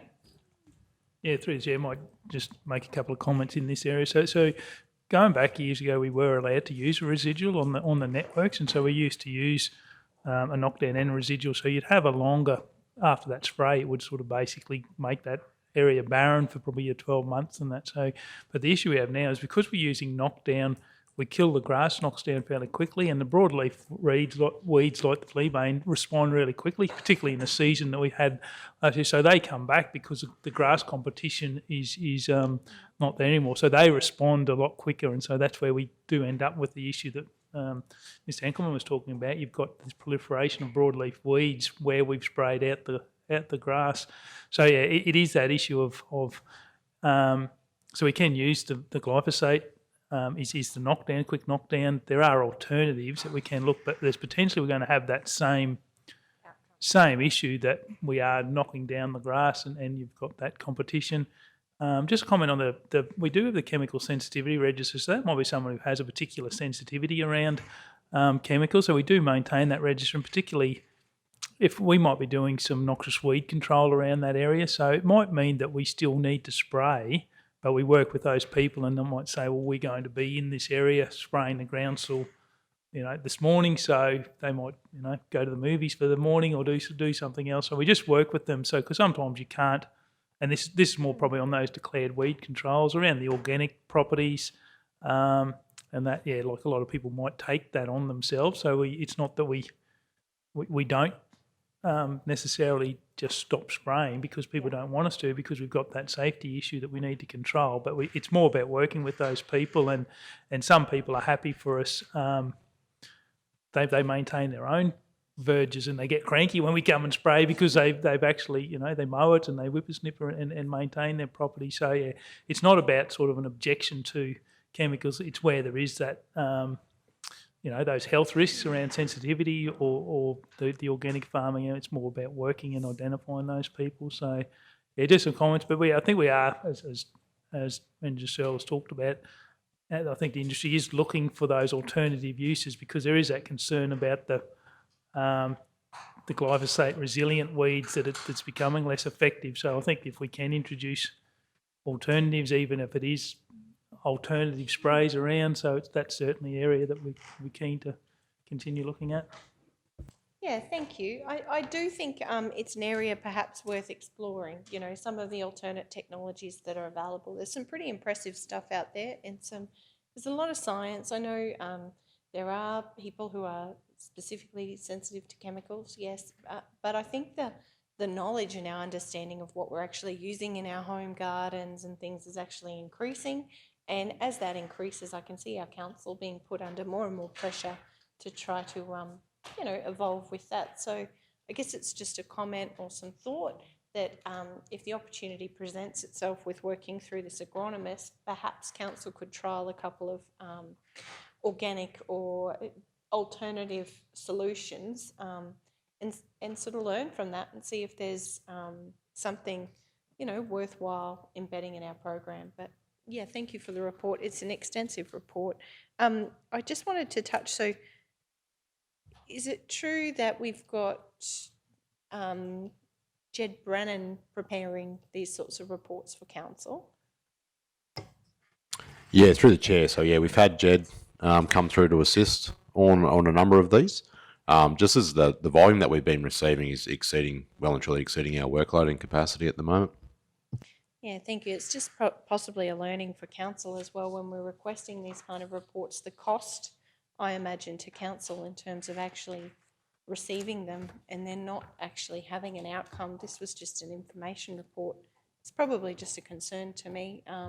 We're putting our staff in a position where they're actually having to offload some of this work to external contractors. That is concerning.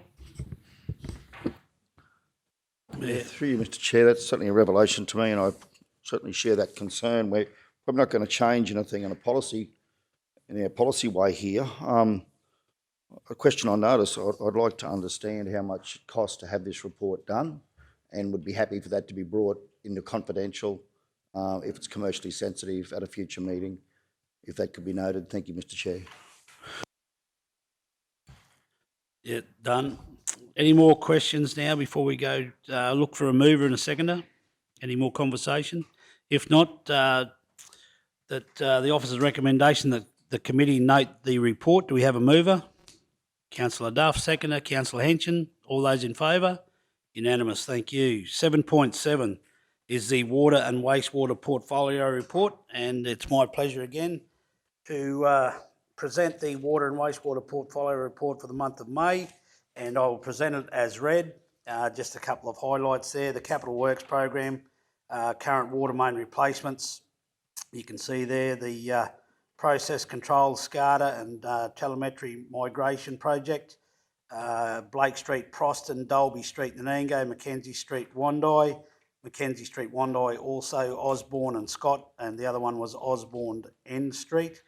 And Cadell Street, Wandai, Scott and Kent Street. Go through the water storage, all is there on graphs for anybody that's online that wants to have a look. So I'll just present the water and wastewater portfolio report as read, and I'd like to move that be accepted. Do I have a seconder? Thanks, Councillor Duff. Questions? Councillor Shoemaker. Thank you. Just in terms of, and can take it on notice, it's my understanding with our regions funding, the government's just come out and announced, I read on the LGAQ Congret last week, they've formally announced what councils did win in terms of water infrastructure spending from the state government, up to a $50 million program. I know we put forward the Gordon Brook Dam project, and I understand we were given some funding to assist us with further design mechanisms. I just wondered, I'd really appreciate an update, and I understand, you might not have all the information here, but just in terms of where we're at with the Gordon Brook Dam projects, the lined storage, and what that funding will enable, and where to next, basically, because I know that is a significant issue for council. Yep, through you, Chair. So absolutely correct, Councillor. We actually put in for the BOR round 6, asking for a project about $5 to $7 million in that vicinity. Unfortunately, we were ruled ineligible at this point in time. So we got a consolation prize, basically. They came back, and after we had myself and CEO Mark had discussions with the department, they have approved a second round, which we were successful in. It's a sub-round of detailed design. So for that, because we had two options that we were hopefully going to the market with, one is above ground storage, The other one was in-ground storage. So so basically we've been given $295,000 funding from the state and 25 contribution from ourselves. And that is for absolute detailed design down to the nth degree, down to the rocks, basically. So that we will be then in a better position to tick the boxes for the next round of funding, apparently. It was my understanding we were actually shovel ready for that project. So this will just be a further review of our plans and a determination as to whether we go above or below ground. Yeah, through your chair. So basically, we were essentially shovel ready because we were on it was going to be DNC design and construct contract. So what this funding is allowing us to do is actually do the detailed design for the in-ground earthworks, earth dam, so that the contract would then go to market as a construct only, not design. So we would do. Basically, we've been given the funding from the government to get rid of the design part of it, so we get more surety in the market. Okay. Yeah. And just the time frame? So we've got until I think it's March next year to get the detailed design completed, and then we've just got to wait until the next round of funding comes up and apply for it. Yes. Yeah. So unfortunately, yes, it's a long. Yes. I'm not sure. CEO might know when the next round of funding is coming up. I'm not sure. No, through the chair, I'm not sure. I think it is a multi-phase program, depending on your the type of project that you're putting forward. But hopefully, the one good outcome for us with this money, if I might add, is that we'll probably get further confidence in what it would actually cost to build this thing. Yep. And I think that's probably Really for us it is. Yes, and I understand the LGAQ are advocating strongly with the government around trying to actually increase the spend that government is putting toward projects like these, because there is such a significant backlog for councils just like us in terms of water and wastewater infrastructure, and really $50 million across 77 councils really just scratches the surface, in my opinion. It needs to be a much bigger bucket of money. Specifically when I look at our 10-year capital works program and the challenges ahead of us. Really do appreciate the work you've been doing, Manager Tim, you and your team, in terms of this project. I know it is one that we're very keen to progress and get resolved, and I think having those strong cost indications and being clear in what we're trying to deliver is really important. So no doubt will help the government spend some more of their money. However, it just does not make any sense to me why they would not have supported us when we've been through the MIP project and, we have significant shortfalls in our infrastructure. So thank you, Manager Tim.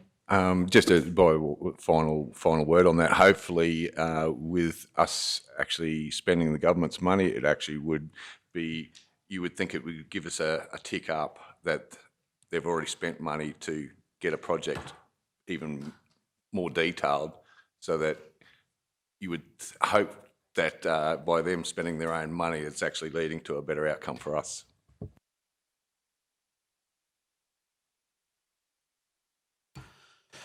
Alrighty, so we have the water and wastewater portfolio report moved by myself, seconded by Councillor Duff, that Councillor Jones's water and wastewater portfolio report to council be received for the information. All those in favour? Unanimous, thank you. Now we jump to 12.3, or we're bringing 12.3 forward, councillors, and that is questions on notice for infrastructure to allow our staff to get back to their offices. And the recommendation is that the responses to the questions raised be received and noted. Do I have a mover? Councillor Henson, seconded. Councillor Erkins. All the questions there have been answered. Is everybody happy with them before we move on? Councillor Duff? No, I'm just concerned about the answer to the QE2 Park Mergen trees. I was talking about the trees in that new upgraded where we did the opening, and we have all those. Councillor Duff, I think you got the wrong one there. Oh, which one am I Yeah, on? that's 12.1. So, yeah, that'll be Sorry. later on. Yeah, yeah. So we're just, questions on notice we're referring to on page 148, 149, 150 and 151. They're the questions on notice there. So all the questions from individual councillors. Councillor Shoemaker? Just with the curb and channeling question number 4, so in the 22-23 budget, we'd put in an allocation of 217,350, and currently with what we've projected in our capital works program for next year, we haven't actually allocated any funding to curb and channeling. Yeah, through the chair. So each year it'll vary on what council's priority is. So you might spend more money on resheeting, more money on reseals. You might do a section of curb and channel. With the draft program we've got for next year, I think it's fair to say we're doing a lot of work around the schools. So that's obviously That'll improve a lot of curb and channeling in some areas. well, it may impact on some of them, but it's probably your priority for that year. And see, the following year, you may not do as much in front of the school, so therefore we've got a backlog of curb and channel replacements to do. I note too that one of the things that we spoke to council about is I think we need to do some more work in this space to do some cost estimating. So part of our forward program for next year will be to put together a higher level of cost for curb and channel replacements, and that way we've got expectations right. Because I think what we identified with council, some of the ones that we've had nominated in the budget previously were a little bit piecemeal, and I think it's important that if we're looking to say do a block, then we do all the sections that are in that block, so that we're not leaving residents in between, similar to reseals and those sort of things. So it does vary from each year to year. It just depends on what council's priority is. So council can put it back into its budget if it wants, but it would just have to obviously take that money away from another program. So it just depends on your priority for that year. Yeah, I can see it being a real challenge for us, and I think it is an area that we do perhaps need to do better planning or have that bigger picture discussion, because when I look around the region in the many different streets, it's not uncommon to not have curb and channeling, but I know, drainage in some of those areas is a significant issue. Yeah, through the chair, I think there's real two issues there for the community, and it's a bit like a bitumen road. So some roads, everyone wants new curb and channeling, everyone wants gravel to bitumen. It's the same thing. Important thing for council is that there's probably two different issues. So one is there is a replacement of your assets and making that functional. The other one too is I note that a lot of the stuff in the PPT in the urban areas is really around stormwater and curb and channel. So there is a long list for that. So, which I might add to council, that is new assets or upgraded assets. So that there is an impact to some of those decisions that need to be made. So I think that your PPT at the moment puts a prioritised order around some of those projects, which consider that.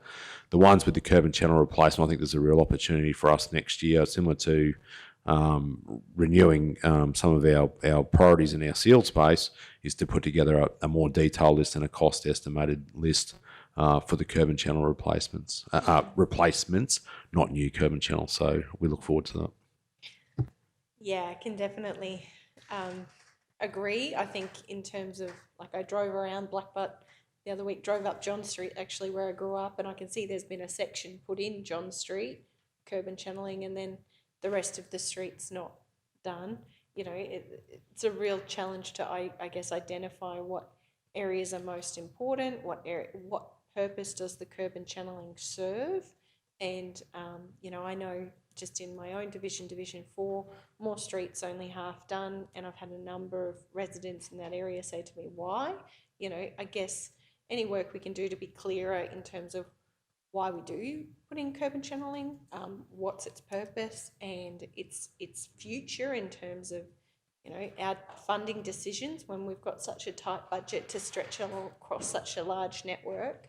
I guess some quick responses or things that we as a council could actually use with some certainty to explain some of the reasoning behind why we're not going out and putting curb and channeling in across the region, I think would be really helpful, because it is certainly a subject that we all get asked about extensively, and I don't think prioritising those works will be an easy outcome, easy objective. Thank you. Councillor Erkins.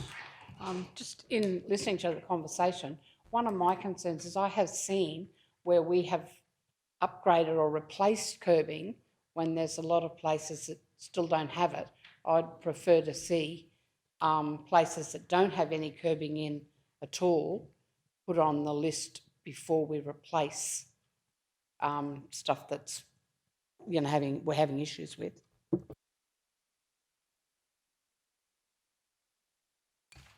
Thank you, Council. That'll be a good conversation around budgetary discussions. So you'll have your opportunity to put that forward and certainly put up an argument.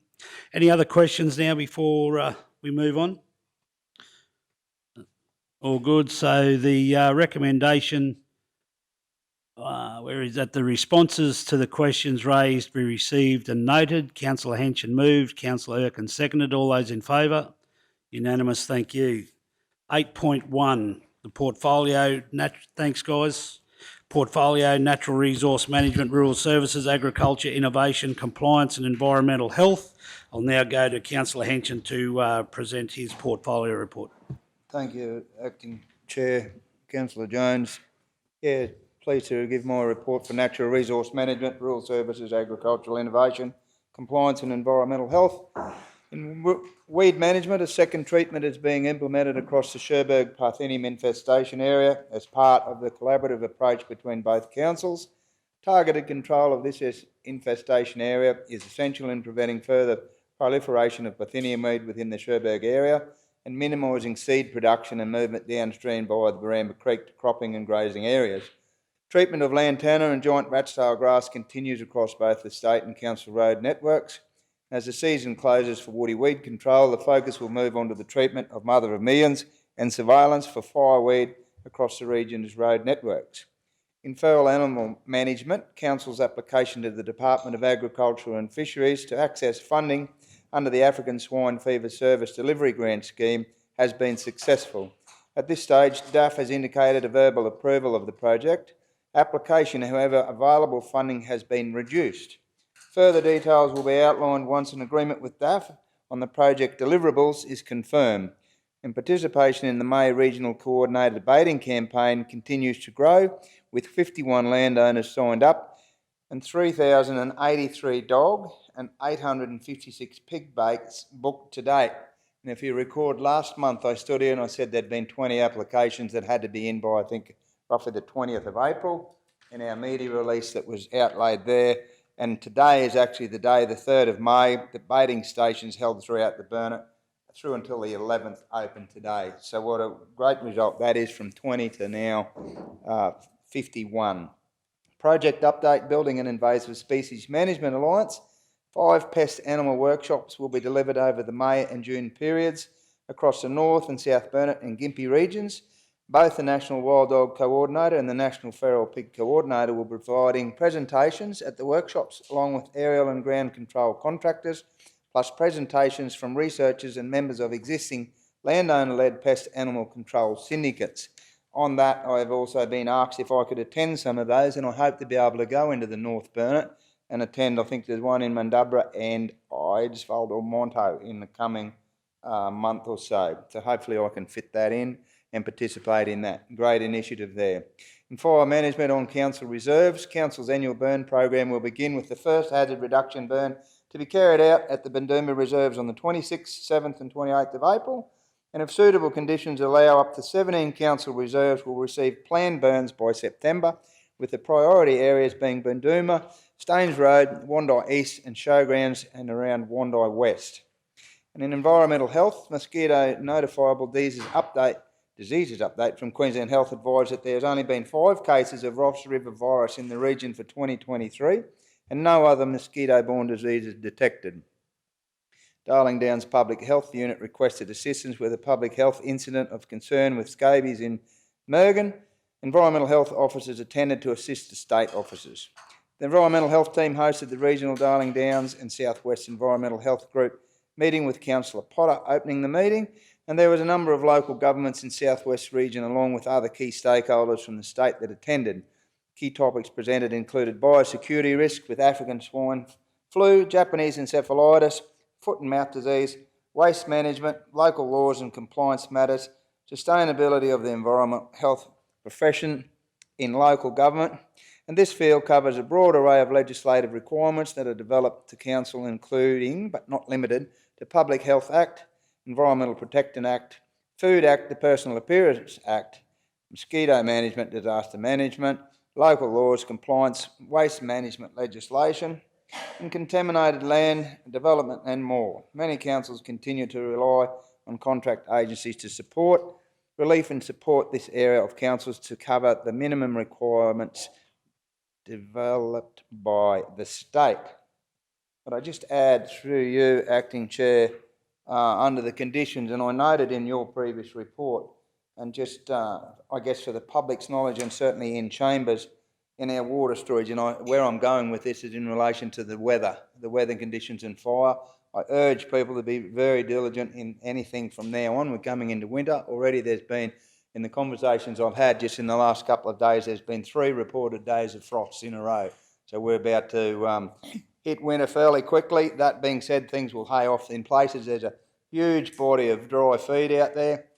Encourage people to be diligent about that.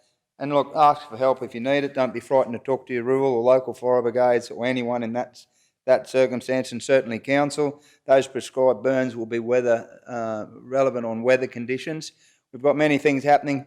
And when I say about the weather conditions, we had 12 months of 5 major weather events, and since November it virtually shut off.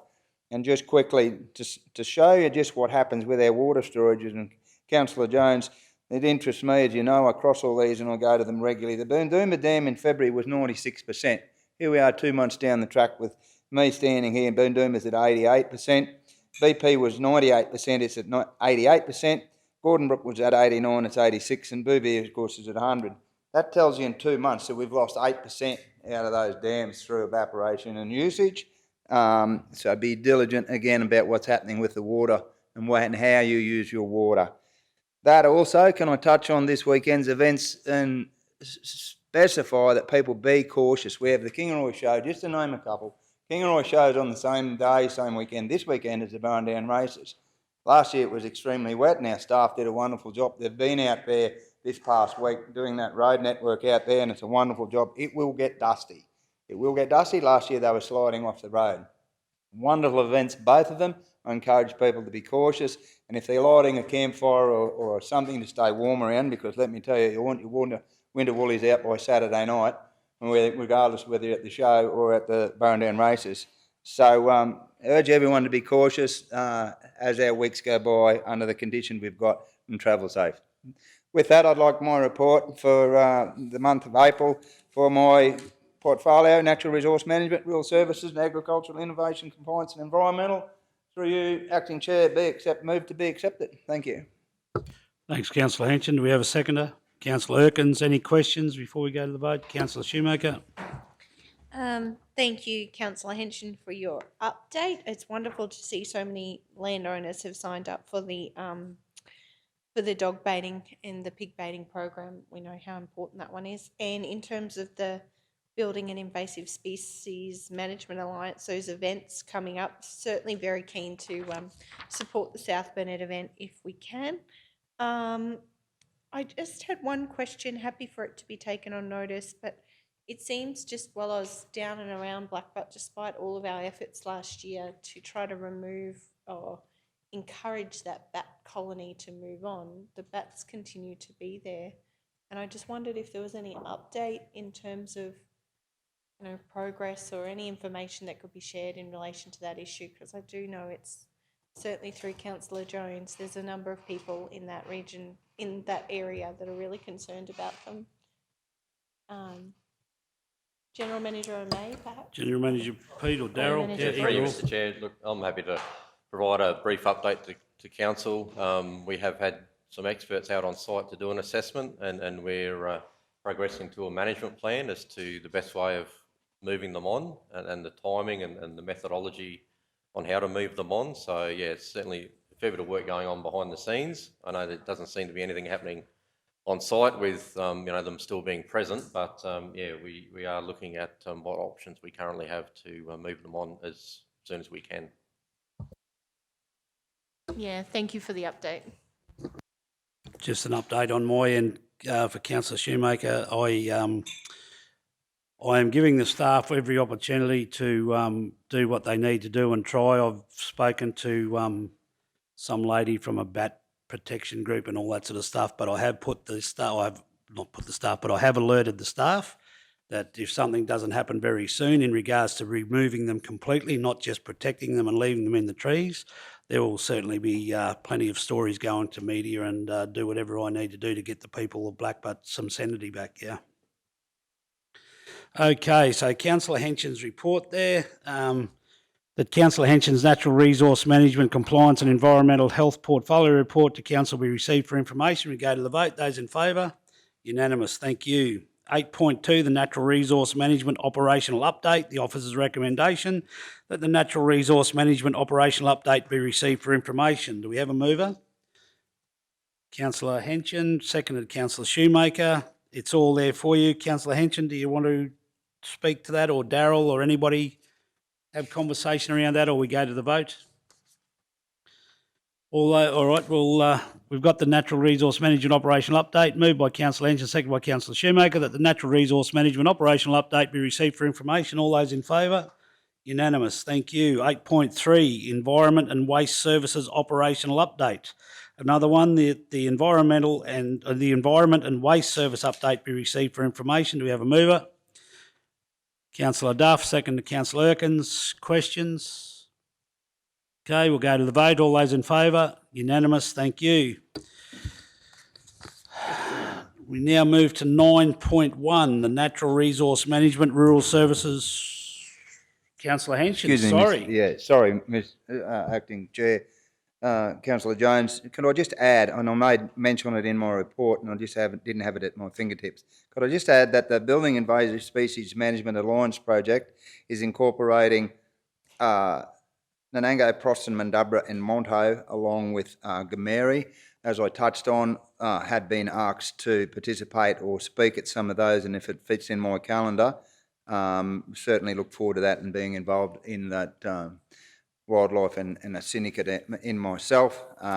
Yeah, pleasure to be able to be invited to be speaking at those, but just for people to keep their eye out for those workshops to be held in those towns in the upcoming weeks. Thank you. Thank you, Councillor Henson, and apologise for overlooking you there. Thanks to the lady on my left. She drew attention to you. Okay, so 9.1, we move on now to the stock routes. The officer's recommendation that the report outlining legislative reforms to the stock route management 2002 be received for information. Do we have a mover? Councillor Henson, seconder. Councillor Shoemaker, comments, questions, it's all there. The report's there for you to have a look at. Pretty in-depth. Okay, if not, we'll go, Councillor Shoemaker. Yes, thank you, Deputy Mayor Jones. It's my understanding our council actually advocated for this outcome through the LGAQ conference, and yeah, just wanted to acknowledge the actual relevance of those conferences and the opportunity to have things like this, to work with other councils to actually seek and inspire and influence real change is really impressive. And I know in upcoming droughts this will be a game changer. So well done to everybody involved, and yeah, I look forward to debating this year's motions. And a good point, Councillor Shoemaker, and that justifies the need for councillors to attend those LGAQ conferences and certainly advocate for outcomes like that in our region. All right, so we can now go to the vote in regards that the report outlining legislative reforms to the stock route management 2002 be received for information. All those in favour? Unanimous, thank you. We now move to 10.1, Waste and Recycling Management Portfolio Report, and this report was supposed to be delivered by Councillor Potter, but unfortunately unable to be with us, so I will present it as read. Do we have a seconder? Councillor Duff, any questions in regards to the Waste and Recycling Management Portfolio? Councillor Shoemaker? Just a question. I guess it's a rather large risk, and I know it's something that we've workshopped in terms of our waste Facilities and Council's current environmental authority. Just wondered if there was an opportunity to receive any more information. I can see here that the Department of Environmental Sciences has been, you know, has had conversations with Council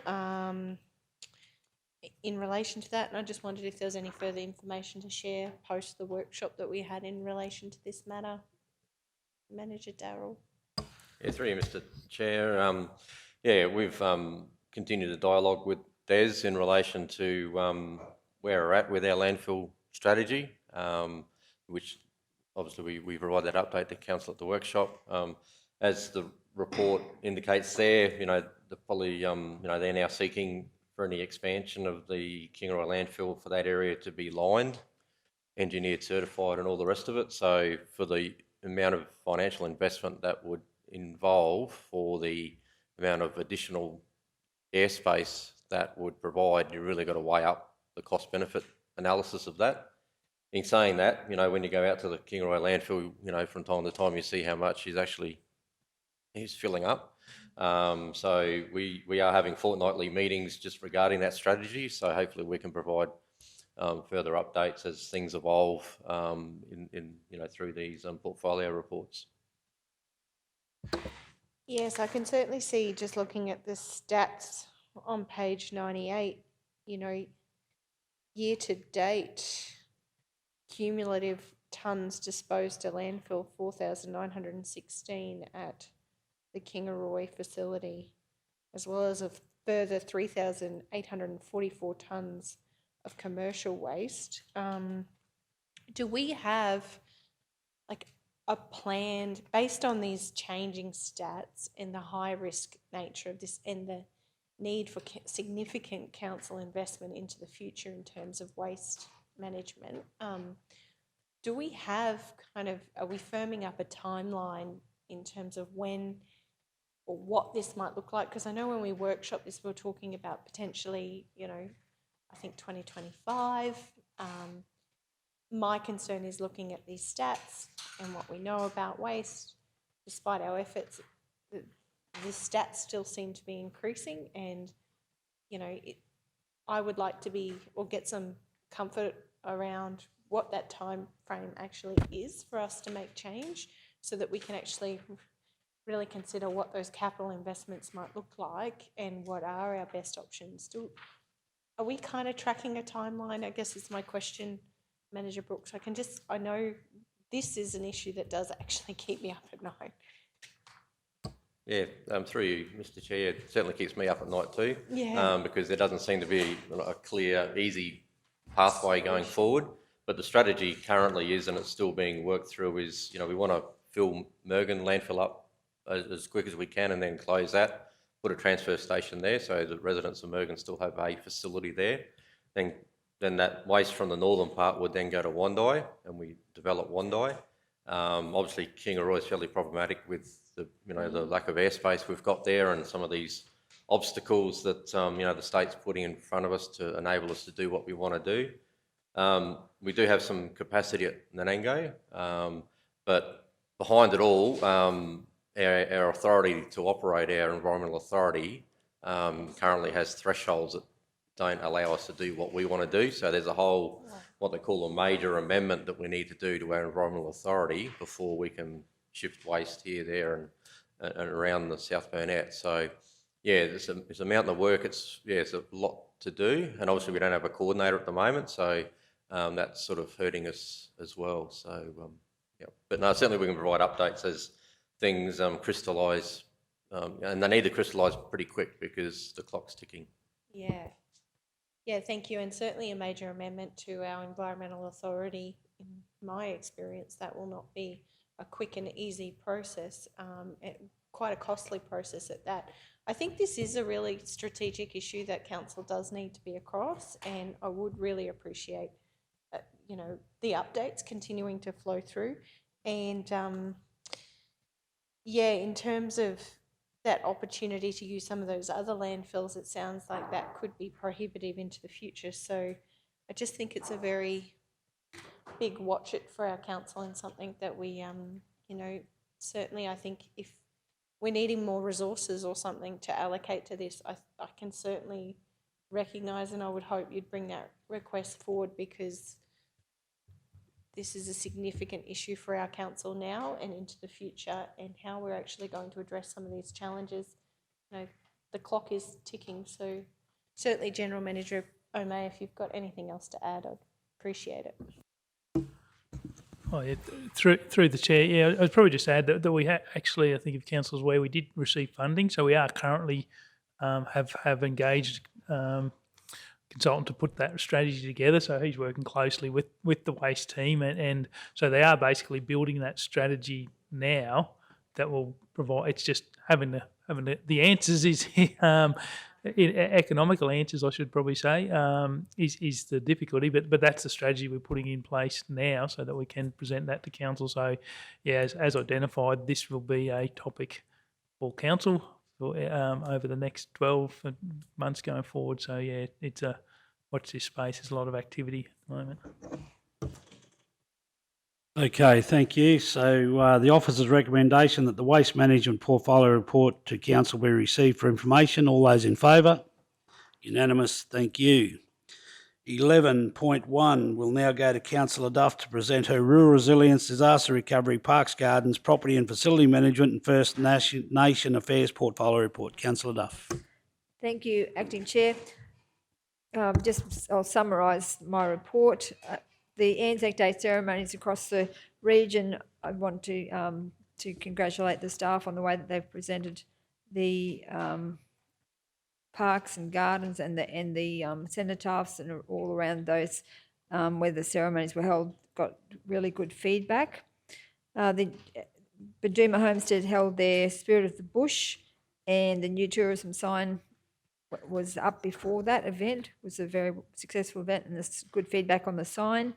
Monja Hall project, it's great to see that that's going ahead and that the local contractor has got the re-roofing project. The Relay for Life, I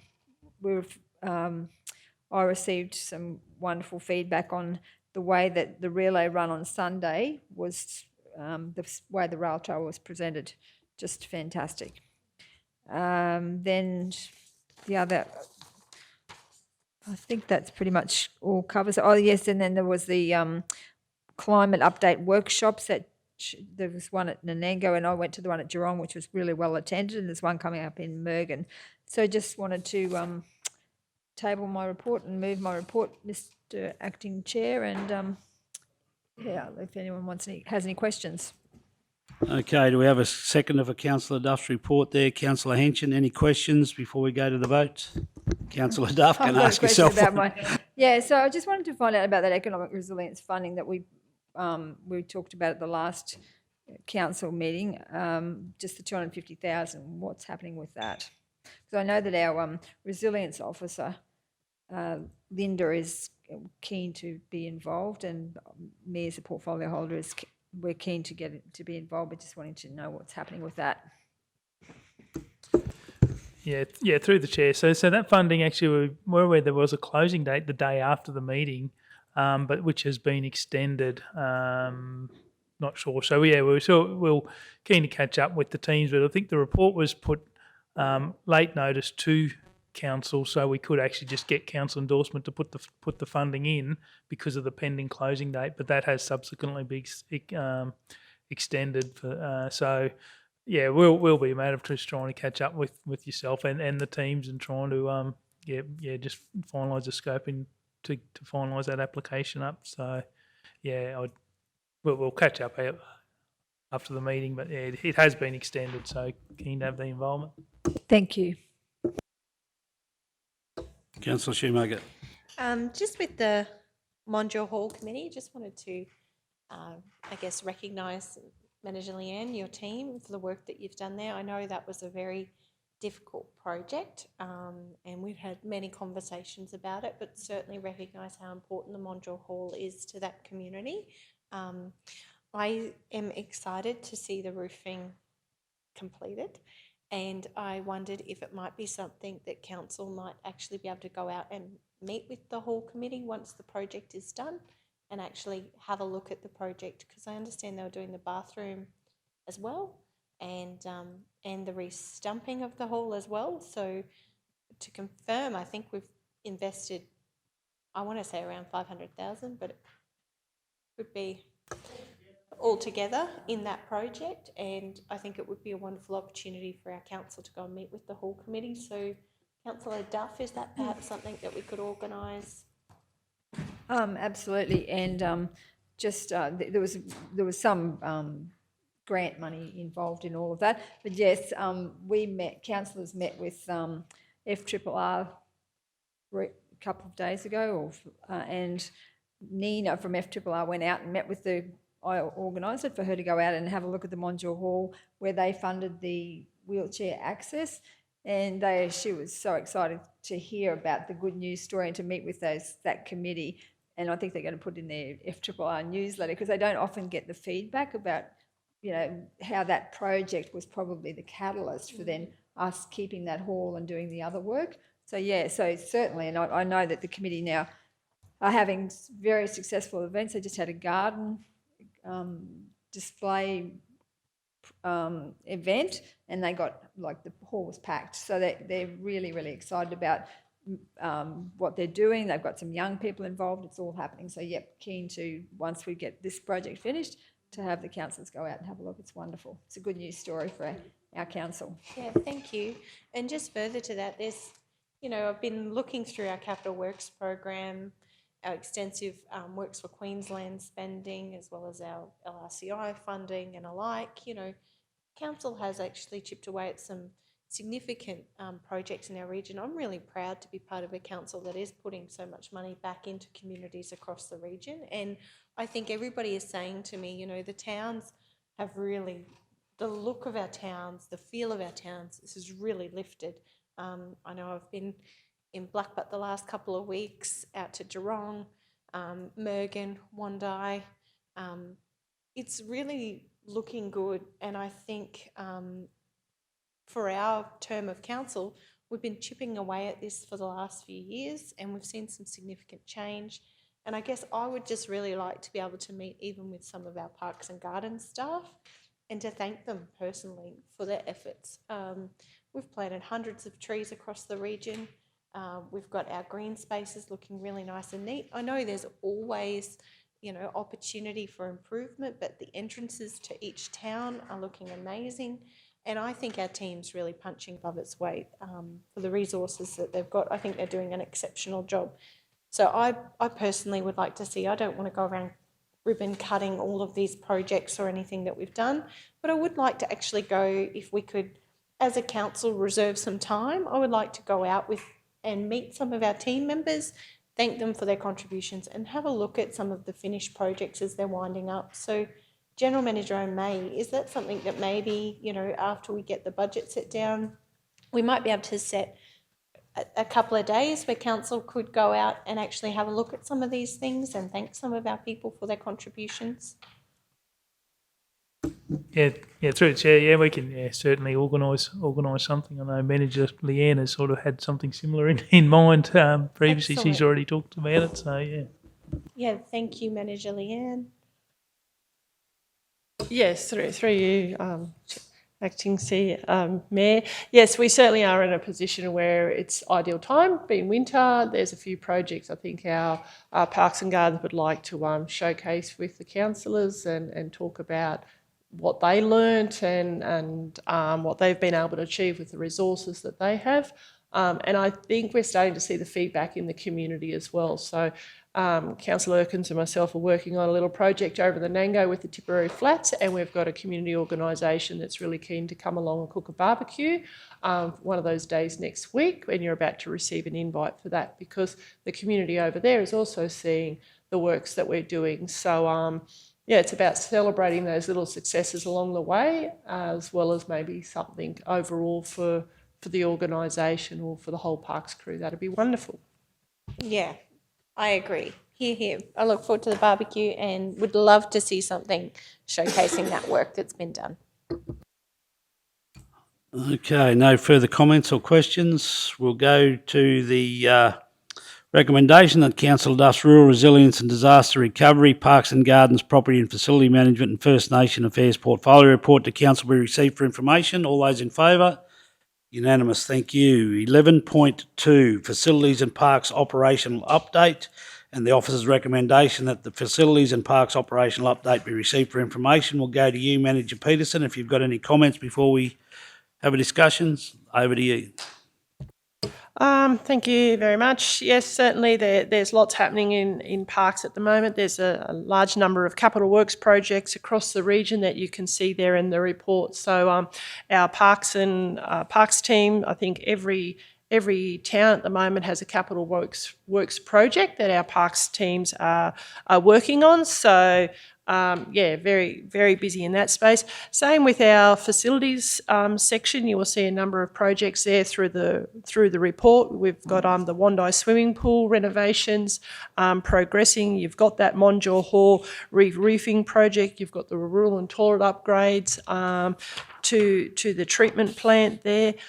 So there are a number of projects on the go, and this is a very important time for us to be out on site working with our contractors to deliver these works before the end of the financial year. And equally important is preparing those other projects for next year. So we are still seeing some of the delays in equipment and materials across the region. So, you know, for example, the Lions Park, furniture that we've ordered down there is now up to an 18-week delay before that can come through. So as much as we're ready, our suppliers are not going to be ready in time. So yeah, we've just got to continue to juggle our materials. So it's very important for us early in the next financial year to actually get all those purchase orders out. So we will be able to deliver the works for Queensland. That will be a huge priority for us over the next sort of 12 months to make sure that all those projects are acquitted and completed on time. So happy to take questions from anyone in regards to any of the items in the report. Councillor Duff. Thank you. I note that we're going to meet with the Cloyna Hall Committee for community consultation on the proposed trust with the Cloyna Hall, but I know that the question that they will want to ask is, what are we going to do about the fact that the walls are all warping and there's issues with the floor?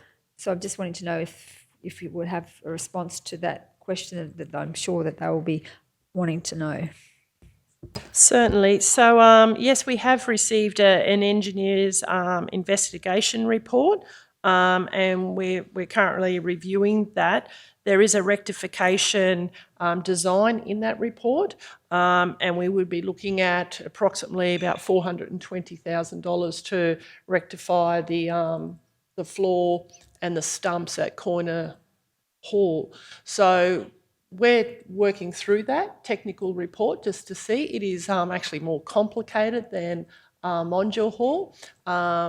So Tony is preparing a report at the moment that we'll bring back through to a future council meeting for your consideration and understanding. And yes, certainly we are very keen to update the Cloyna Hall committee on that as well. So, through you, Acting Chair, so is that something that can be claimed with insurance, or is that with the warping of the walls, because it was all to do with the flooding, is that something that we could look at? I think we've had this conversation with the insurer in regards to Monjaw Hall as well, and it's not as a result of one event. It's probably a result of you know, maybe 30, 40 years. It also has a lot to do with the soil type, and it has a lot to do with the type of structure that was built, the building structure and the way it was built some time ago. Unfortunately, with all of the type of soils and the cracking and the shrinking and swelling of the soils, it won't be able to sustain that, and we need to make all of these improvements. So the building code will be saying it hasn't really been built for the purpose to suitable for the type of environment that we've got there. But let's be honest, it's lasted a long time. It's now that we're just seeing these changes in this hall. So I don't think it will be an insurance claim. We tried to do that with Monjaw Hall and we were unsuccessful. Happy to try again, but yeah, it's probably not something that I would say that we're going to be highly successful on. Thank you. And just one further question, just wanting to know, it's probably my baby, and I just, now that General Manager O'May and Manager Peterson are in the room together, just on what are we doing with this footpath cleaning? Where are we at with that now? With there's in the report it says about the eco-vac and trialling some new ones, and I know that you're going to put together some sort of a trailer and stuff to clean the footpaths going forward. So if you could just update it. Yeah. Thank you. Through the chair, so that'll be part of our 23-24 budget to proceed with that. So once council approves our budget, we'll go off and purchase a pressure cleaner and set up that unit so we can commence those works ASAP. Sounds fantastic. Thank you. Any more questions for manager? Councillor Shoemaker? Just want to say, wow, what an extensive report. There's a hell of a lot going on across the region. I was just reading about the Tingura Hall. I've just been around Tingura a bit lately. And I know that we were going to organise a follow-up public meeting, and I remember vaguely there was a report that come to council around the trustees and some of the work in that space. I just wondered, where that might be at, if there's any update, any new information. Through you, Mr. Chair. Yes, certainly. We have got some information to go back to Tingura Hall. There was a number of questions that come out of that last hall committee meeting where the community were asking for estimates in cost of relocating the hall, repairing the hall, saving the timber and reusing it for other purposes. So we've done some estimates around that. However, we haven't had a land investigation officer to assist us with providing and researching and getting some advice on progressing the trusteeship. So when we go back, we want to go back with all the information, so not just part. And so, yes, we have advertised for that position. We have appointed a person and they will be commencing late May. So I think with this, we would put this on hold until that officer starts, pick it back up, get our ducks in a line, make sure we've got all the information to answer those questions for Tingura community, and go back with a community meeting and inform them of what our findings are. Yeah, thank you for the update. It's great to hear we've got a land investigation officer. They will be very busy. Agree, councillor. Any more questions for Manager Peterson on the operational update, which it's been touched on? There's 12 pages of projects going there, so I'm sure that section is very busy. So if not, we need a mover and a seconder. We'll have Councillor Shoemaker move, seconded Councillor Erkins, that the committee recommended, here we go, that the Facilities and Parks operational update be received for information. All those in favour? Unanimous, thank you. 11.3, Boondoomba Community Centre Condition Assessment. The officer's recommendation that the committee recommend to council that council undertakes community consultation on the option for repurposing Boondoomba Community Centre. Manager Peterson, do you have an update? Because I do not know where this is. Through you, Acting Mayor. Certainly, this is a site that council owns, a building that we have in our possession. It's on the Madubbera-Geelong Road, and it was an old school. So council has had this property for some time. There is also a tennis court there as well. The community have used it on and off for a number of years as a community centre. And more recently, in my time, it's been used on and off for either a yoga session or a gym class or something like that. So we maintain the building, we maintain the grounds. The tennis court is in, I'd say, poor condition. It is just a ant bed sort of surface. But yes, the weeds are kept in control, but it's not really utilised as such, because Geelong, down the road, you've got the Geelong Hall, and there was a tennis court also at the Geelong Hall. So when we're going through our capital works program and we're going through our assets, we identify facilities that we like to bring to council to have a look at. What are we going to do with this building? The utilisation, when there's already alternative buildings out there. We've invested in the past in Geelong and the Geelong toilets and making improvements there.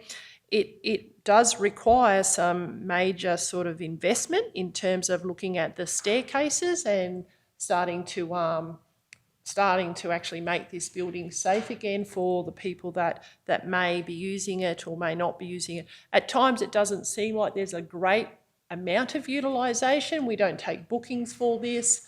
There's no lease arrangement in place. But we are aware at times there has been different people gain access to the building. So I suppose in summary, we're looking at approximately, $25,000 for the rear stairs, approximately $20,000 for the front stairs, and that's just to replace like for like. The building will need to be painted again, and also as the paint is peeling, and you've got some major foundation movements there as well, so there's some investment needing to occur there. I think it's maybe an option for council to have a chat to the community about the future use of this facility, and also have a think about, if we were going to invest this sort of money, what other alternative buildings have we got out there in the community as well that they could be utilising. So, Geelong Hall is a wonderful hall. Is there some opportunity to utilise that site? You've also got Bunduma Homestead just down the road as well, and there's a number of buildings down there that may be utilised. So just asking, are you looking at repurposing it? Are we interested in leasing this out to a community group if they wanted to take it on, and start looking at managing the building and the site? Just open for discussion. I just wanted to bring it to your attention that this is the sort of investment that this building will need going forward in the next 3 years. We certainly need to do something very soon with the staircase. So just one question before I go to Councillor Duff. What's the distance from Geelong to this facility, and what's the distance to the Bunduma Homestead? Because it seems to me that we've invested money out there already. Yeah, Councillor Anchin? Yeah. Pardon me, Manager Leanne, and through you, Acting Chair. Yeah, it is approximately 20 kilometres from Geelong store to the Bunduma Homestead, and this facility sits about halfway. It's 13 kilometres up to the Proston turnoff on Coast Corner. Bunduma Homestead's, I think, 7 kilometres past that. This facility is approximately 3 or 4 kilometres back this side of the Proston turnoff, so roughly halfway. Councillor Duff? Thank you, Acting Chair. Yeah, I went to school there from grade, I did 1 year for correspondence, but from grade 2 to grade 7 went to school there. Then after that, when council took it over, it was used a fair bit. We had the Big Scrub Art Club, and we used to have get RADF funding, and that's where I learnt to do silversmithing. Then the Big Scrub Art Club disbanded. It now only gets used for exercise classes by a lady, a local lady. I have spoken to her about this, and she was interested in other options, because Bunduma Homestead is just down the road, and also obviously the Geelong Hall. So I think it is worth going out and talking to the community about the future use of that facility. Thank you. Councillor Shoemaker? Just one question. So do we own this facility? Is it freehold land, or do we lease this off of somebody?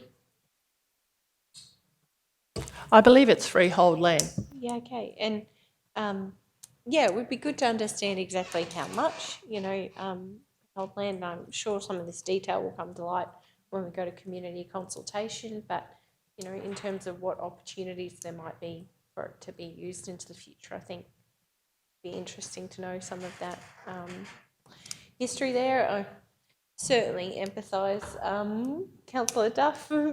Difficult when you've been to school there, and we know you're a wonderful silversmith, so no doubt some of those classes were really valuable to that community, and it's just, I guess, a sign of communities changing. So I think going out and having the conversation is really important with the Geelong community and getting some guidance from them.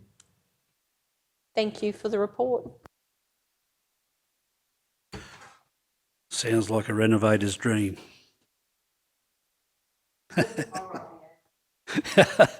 Okay, any more comments, councillors, before we move on? So we need a mover and a seconder for that. The committee recommends to council. The council undertakes community consultation on the options for repurposing Boondooma Community Centre. Do we have a mover? Councillor Duff, second, Councillor Henson. No more comments. We'll go to the vote. All those in favour? Unanimous. Thank you. Now move on to 11.4, Kingaroy Memorial Park Master Plan demolition and installation of new shelters, tables, settings and barbecues. The officer's recommendation that the committee recommends to council that the Kingaroy Memorial Park redevelopment includes the construction and installation of 5 new picnic shelters, 2 new barbecue shelters and 6 new slabs with picnic tables as per the adopted Kingaroy Memorial and Memorial Park and Memorial Pool Master Plan. Manager Peterson, any updates or comments? Yes, so thank you, councillors.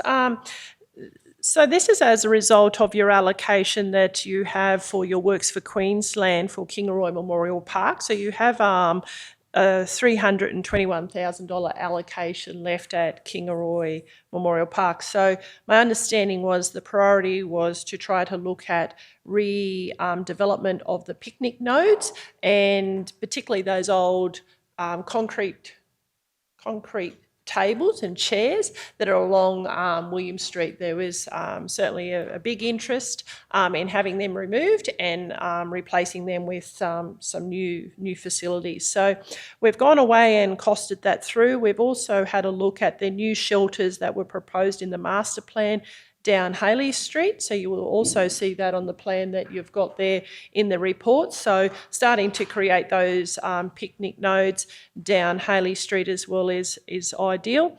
There's also a proposed for a new shelter in the actual existing playground area. So you've already got a big playground area there with some larger shelters that are always booked out for birthday parties on the Saturdays and Sundays. In the far sort of southwestern corner of that sort of fenced area, playground area, there is an area there for another larger sort of shelter as well. So that would just add another facility in there for the community to utilise. So if they are having their birthday parties, there's another shelter there with appropriate table seating under that.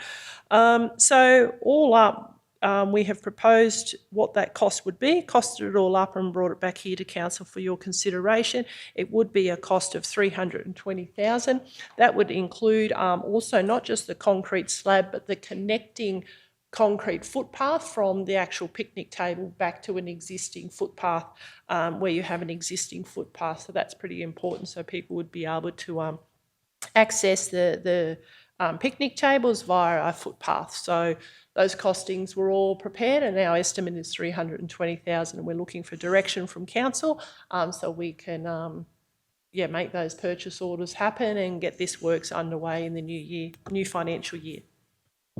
So, Manager, that's all part of the proposed master plan. That's where that'll be taken off of that?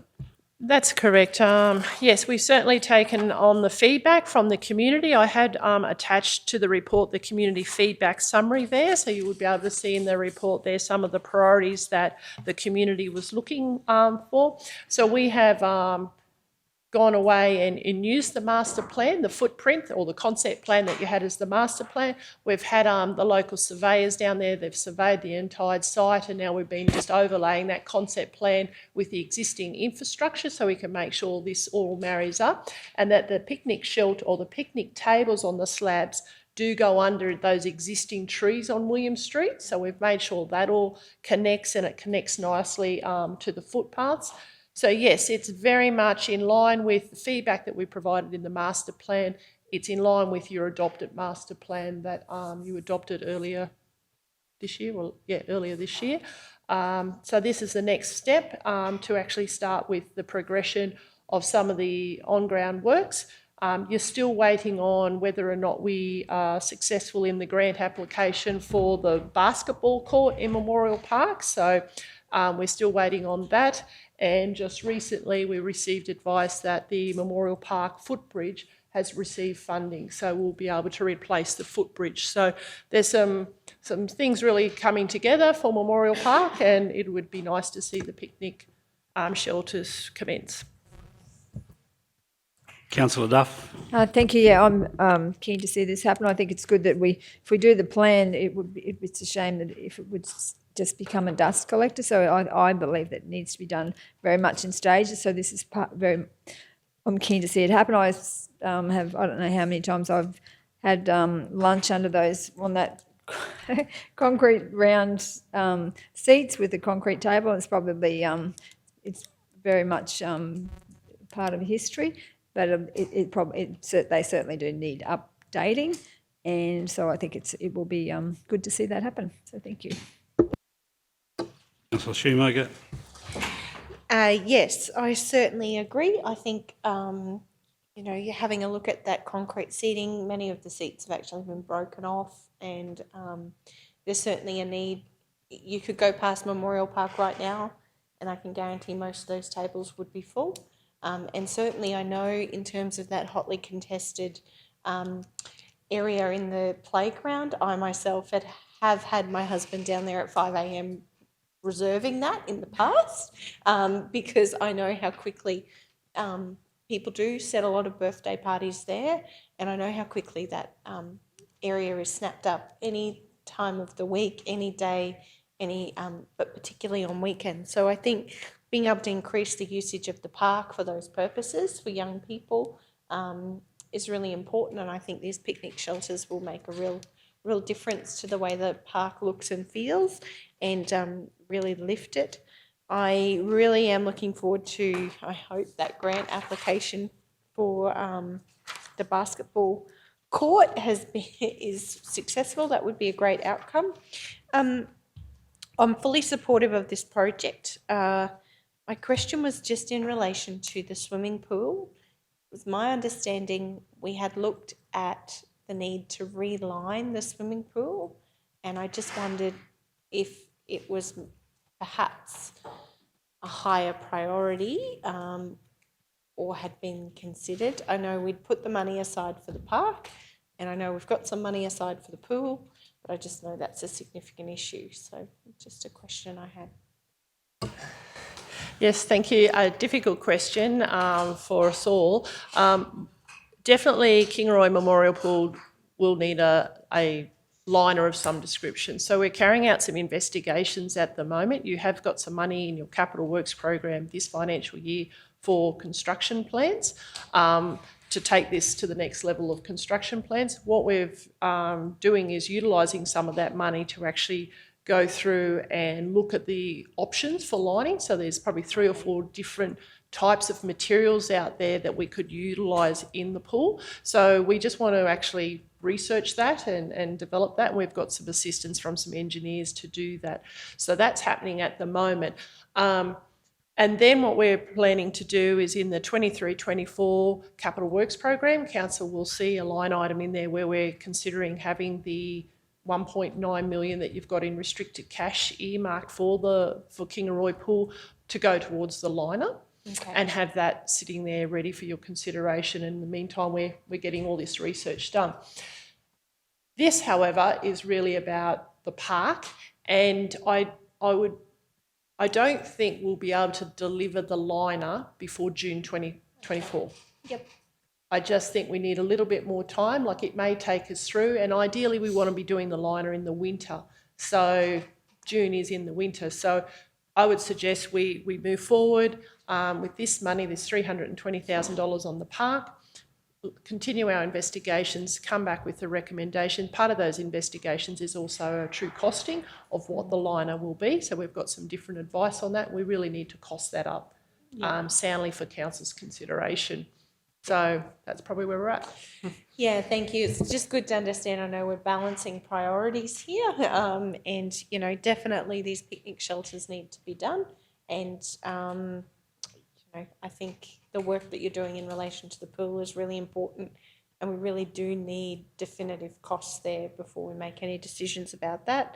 And I think the footpaths as well, that's really important infrastructure, particularly for people with disabilities, being able to access the park, you know, and increase that inclusivity of the park, which was a key outcome that we had hoped to achieve through the master planning process. So excited about this infrastructure and the fact that it's one step, you know, closer to achieving the vision, that longer term vision for Memorial Park. So thank you for the report, and I'm supportive of the recommendation. Thank you. All righty, so we need a mover and a seconder for the officer's recommendation that the committee recommends to council that the Kingaroy Memorial Park redevelopment includes the construction and installation of 5 new picnic shelters, 2 new barbecue shelters and 6 new slabs with picnic tables as per the adopted Kingaroy Memorial Park and Memorial Pool Master Plan. Do we have a mover? Councillor Shoemaker, seconded Mayor Otto. All those in favour? Unanimous, thank you. Oh, I didn't, sorry. All those in favour? Councillor Shoemaker, Erkins, Duff, Otto and Jones. Those against? Councillor Henson. Motion carried 5 votes to 1. All righty, 12.1, question on notice, QE2 Park Mergen Trees. The following question on notice was received from Councillor Duff. And the question was, what are we going to do about the trees in QE2 Park Mergen that look like they are going to die, up to 6 look like they are dying? Manager Peterson. Yes, through you, Mr. Mayor. I think Councillor Duff would like to actually talk to this first. We've written a report here about the new trees that are being planted in QE2, and my understanding she has a question more about the existing trees in the Jubilee section of QE2, so I probably just need clarification. Councillor Duff. Through you, Acting Chair. Yes, absolutely. So those trees down the bottom that we did for the Jubilee Park planting, the 16 trees, some of them are very healthy and some of them look like they're not going to live. There's probably about 6 of them, and I'm just wanting to know what we're going to do about that. Yep, so thank you for the question. Yes, we now know which trees we're talking about. So we are actually talking about the ornamental pears that were planted in Jubilee section of QE2. Most definitely, these trees are what we call semi-deciduous or even evergreen, so they do start to show signs at the moment going into autumn that they're going to start to change colour in their leaf. So we will start to see orange and gold tinges to the leaves, and depending on the weather and how cold it gets, now our leaves will start to change. This type of tree has been chosen because the community didn't want to see a tree that loses all of its leaves, go all over the park. So what happens with this type of tree, it doesn't really lose its leaves, if it does at all, until later in the autumn winter period. So we may not see these trees lose their leaves, if they do at all, until later, but it's all depending on the type of winter that we have. The trees are being monitored every week by our parks horticulture staff. Our staff are specialised in horticulture. They are aware of the signs to be looking at in terms of the tree stressing. And at this point, our staff are happy with the condition of the tree. They are going to show different signs of stress because they're still only in that establishment stage. So it's going to be several months before these trees really settle down. So at times they will show discoloration.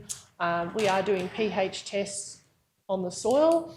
We are testing the moisture levels because we need to make sure that we don't actually overcare for them and water them too much. So sometimes that happens. If you've got a little bit too much clay, then the moisture is being held around the root system of the tree. And then the tree doesn't like that, especially if it gets cold. So they will, and they'll all vary because, you know, it's on a slope. You know, the drainage is different across that whole park. So yeah, we're happy to continue to monitor the trees. We certainly don't want to see them die. We've put a lot of effort into looking after these trees and making this particular park look beautiful. If a tree does die, if it does, my suggestion to council is that we will replace that tree for like with the size, a similar size.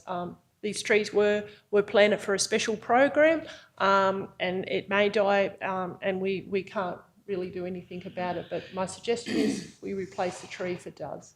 And we certainly, if that did occur, we wouldn't plant it, we wouldn't replace it in winter. We would wait through and go through to the spring and replace the plant in a more ideal climatic conditions than planting at the moment. So, yeah, we're happy to continue to monitor the tree and look after them as we are. Thank you. Yeah, I know that's a beautiful park now with those trees, and we did give them to the community groups. So whether or not some of them are, I don't know whether the community groups are, some are watering them and some aren't, or whether they actually haven't done anything with them. But certainly we did. There's a map, and the community groups are responsible for those particular trees. But I think it was just done as a more symbolic, but I'm wondering whether some of the community groups are actually doing something with the trees. I'm not sure, but... Actually, that is a great comment. I think what we could do is just touch base with some of those community groups. It'd be, we haven't noticed it, and the staff certainly haven't identified anyone popping in and giving it an extra water, but if that is the case, then that could be causing a bit of, we're overwatering. So yeah, more than happy to just touch in with those groups. Councillor Erkins. If they are the similar trees to Nanango, I know that the first 12 months they all looked like they were going to die, but it took 12 months for them to really establish, and they do look nice now. Councillor Shoemaker. Yes, certainly. I think those trees are a showpiece of Nanango, and they look absolutely glorious when they do take off. So well done. I've planted a couple myself and lost a couple, so I think it's always a factor. My question, I just wanted to congratulate everybody on QE2 Park. It was wonderful to go have a look on Friday morning. I went for a walk around the street and had a yarn to some of the residents and business owners in the street, and certainly spent some time in the park, and I had a number of community members say how beautiful it was. Many of the tables were actually full, and many of the businesses, I know at the bakery and a few other places that I went to, they said, they're seeing more and more customers grab their food or items from the cafe and go across the street to enjoy the park, and I think that's a real testament of how important the investment in infrastructure like this is. It creates those carry-on benefits for the community, and that it's sort of economic benefit for the town. If people do pull up, they stop and grab something to eat and go and enjoy it in the park. So well done, Manager Leanne, to you and your team. It's absolutely glorious. I did actually want to take my shoes off and walk through the turf. It looks beautiful, and I think it's such a treat to have parks properly turfed and properly grassed down. I imagine from a maintenance point of view into the future, that will be a significant improvement for us in terms of mowing and maintaining that grass. And yeah, it certainly has lifted the profile of the town. And when you look around and see how dry it is at the moment, it's beautiful to drive into the centre of Mergen and to see that beautiful, glorious green patch of grass. So well done to you and your team. Thank you for your efforts. Okay, thank you. We need a mover and a seconder for the recommendation that the response to the question regarding what are we going to do about the trees in QE2 Park, Mergen, that look like they are going to die, up to 6 look like they are dying, raised by Councillor Duff, be received and noted. Do we have a mover? Councillor Duff, thank you. Seconder? Mayor Otto, thank you. All those in favour? Unanimous, thank you. 12.2, question on notice, environment and waste. The following questions on notice have been received by the Environment and Waste team, and the recommendation is that the responses to the questions raised be received and noted. We'll get a mover and a seconder, and we'll go to the questions. Do we have a mover? Councillor Shoemaker, seconded. Councillor Henson. Okay, the responses over the back. The questions on notice, environment and waste. 1, 2, 3, 4 questions. Any questions? Councillor Duff. Yes, through you, Acting Chair. Just want to talk about question number 3, about the numerous complaints about the mess, including numerous dead car bodies, and it's the response says that the planning group, property compliance planning and building team will meet to discuss a coordinated approach with the is that the planning and building team? So there's two groups that are going to meet, two of our different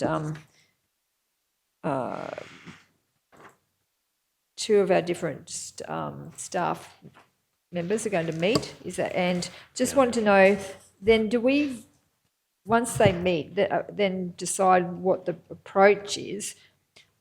Do we then get back to the customers who are complaining, or how does that work? Because this has been going on for probably 4 years, this particular one. So I just wanted to know where we're at with that. Yeah, through you, Mr. Chair, I'm happy to take that one. Yeah, so we've got a catch up tomorrow with the compliance team and building team as well, because obviously we've got those two outstanding CRMs, and instead of the landowner getting 3 individual visits by council officers, we'll just do the one coordinated inspection. And obviously, yeah, there has been a history of different complaints and all that sort of thing come through on that particular property, and drove past it this morning whilst I was up in Mergen, and yeah, it's far from ideal, so we'll work out a strategy. I think that particular one might have come through yourself, Councillor Duff, so we can certainly keep you informed around progress with that one. Sorry, through you, Acting Chair. So no, have been advocating on behalf of a particular customer. So I suppose if you provide me the feedback, then I've put the lady's name in as the customer, but whether you get back to her or both of us, but we certainly need to get some feedback because she's particularly frustrated. So yes, if you could keep me informed, that would be great. Thank you.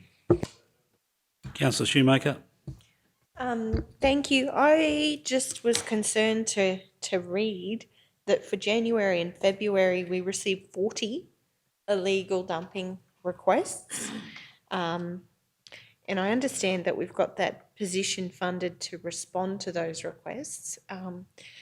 However, that seems to be like that person, if you think about roughly 20 a month by 12 months of the year, that's potentially 250 illegal dumping requests for the year, 240, sorry, that staff member responds to. I also read that, the waste stream seemed to be tyres, mattresses and green waste. I just wondered, Manager Brooks, is there, in terms of this work that this officer is doing, is there any opportunity to do any proactive campaigns, or how could we, have you got any advice about how we might be able to actually reduce some of these instances? It just seems like a lot. Yeah, through you, Mr. Chair. Yeah, obviously, that is a significant number, and I have asked our officer to provide, an update to council next standing committee just on the whole program and some of the observations that are coming through to support, the information that's being provided with this question on notice. So we can certainly get more information on that. Obviously, we're sort of guided, or it's funded by the Department of Environment and Science, and they've got these funding out to local governments across Queensland. So the approach we're sort of taking is, well, it's just not a South Burnett problem, it's a Queensland, national problem. So, so why aren't the state doing a coordinated approach on illegal dumping instead of taking it back to the individual councils doing the same thing? And, it's about trying to get the message the right way out to the community. A lot of these instances are actually at our unsupervised waste facilities where people are dumping things that they shouldn't be dumping because of the lack of supervision and the 24/7 access. So, but we can certainly cover that off with an update for next standing committee. Yeah, so we operate 13 transfer stations across the region at this point in time. I would like to better understand some of the operational costs in terms of running those 13 stations, just those 13 stations alone. So not in terms of, I guess I am concerned that we're seeing an increase in illegal dumping activities, that we're seeing the wrong thing done at these unsupervised sites, and that this would be coming at a cost to our community in terms of trying to maintain this infrastructure.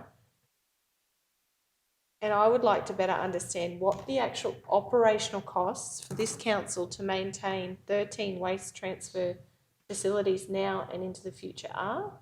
And I imagine some of this has been discussed as part of your waste strategy, but in terms of the budget discussions that we've had, I think it's a fair question. If people are using and abusing these services, we need to really understand the true cost to our community and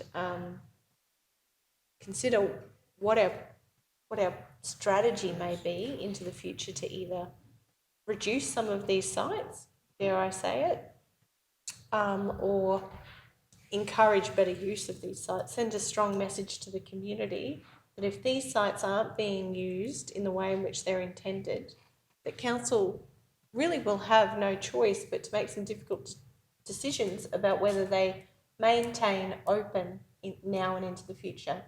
I'm not choosing to pick a fight, Councillor Duff, over what's right between urban and rural landholders or services. I just purely want the facts around what is it actually costing us to maintain these facilities, particularly when they're not being used in the ways in which they're being intended to be used. And I think it's a fair question, particularly when all ratepayers of the region pay a waste management levy.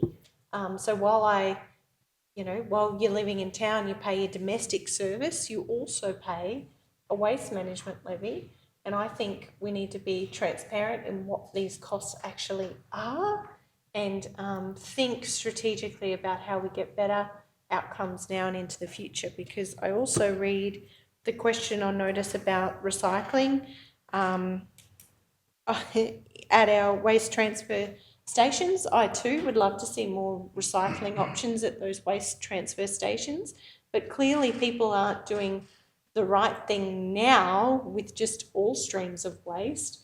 I can only imagine the issues with contamination if we were to introduce recycling at those 13 stations, which would also come at a cost. So I'd like to lean in a little bit further on this issue, and I'd like to better understand those operational costs of those waste transfer stations and how we're actually meeting that cost through our operation. So that's a question on notice, councillor, in regards to the costs. Yep. So you've got that, GM O'May? Yeah, through you, Mr. Chair. Yeah, I was probably just going to suggest we wouldn't take it as a separate question on notice because this is essentially the waste budget, and this is the discussions that we did have, that there is, the costs of maintaining all of our facilities is increasing. That the oversight is increasing. So where we will see ourselves having issues with illegal dumping now, it's a problem. We have to clean it up. We suspect we will see ourselves getting fines from the department because of the operation or the condition of these facilities. So yeah, we are certainly keen to have that discussion with council and the level of service. Things like the trial we tried at Memorandum, just with the recent closure and sort of seeing the impacts of those on the service and costs. So yeah, but I think it is certainly part of the budget. You'll notice. Yeah, this year's budget, there is an impact on our bottom line for maintaining these facilities, and that's going up, not down, sort of thing. So yeah, it is a big, as we said earlier, this space there is a lot. So that will be covered as part of our budget discussions.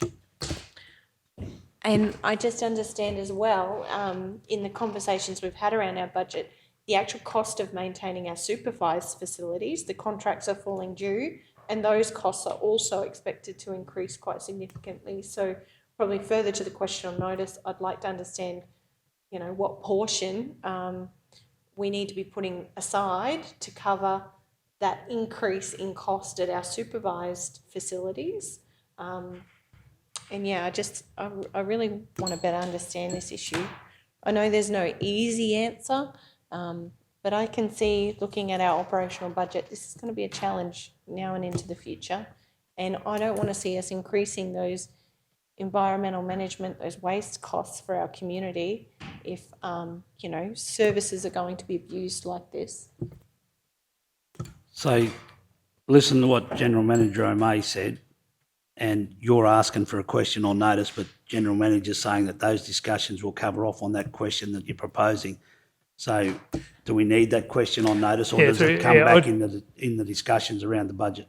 Yeah, through you, Mr. Mayor. Yeah, I don't believe we need the question on notice. That exact question is essentially your waste budget. So as I think Darryl, and unfortunately last budget committee meeting we had 15 minutes, so we didn't have really too much time to go through the waste budget. I know, you know, yourself and Councillor Shoemaker had to leave that meeting prior to that. So yeah, I think there is discussion around, but they're all of the factors that are making up the increases that you see in your waste budget this year.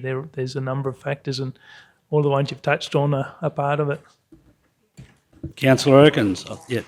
Councillor Erkins.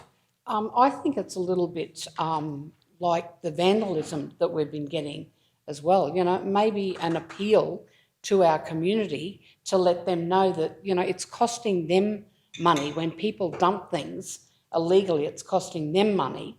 So maybe if we can put out, you know, a little bit of a media release asking people to, you know, report. If you see someone dumping something, you know, report it, because it is going to cost in the long run our community money. So I think you could do that, and also with the threat, or you know, that if the costs keep escalating, if they continue to dump illegally at those unmanned stations, well, you know, our option may be, the only option we may have will be to close them. So if people do, you know, quite often when people are there chucking out their tyres or whatever, there'll be somebody else come in and see that.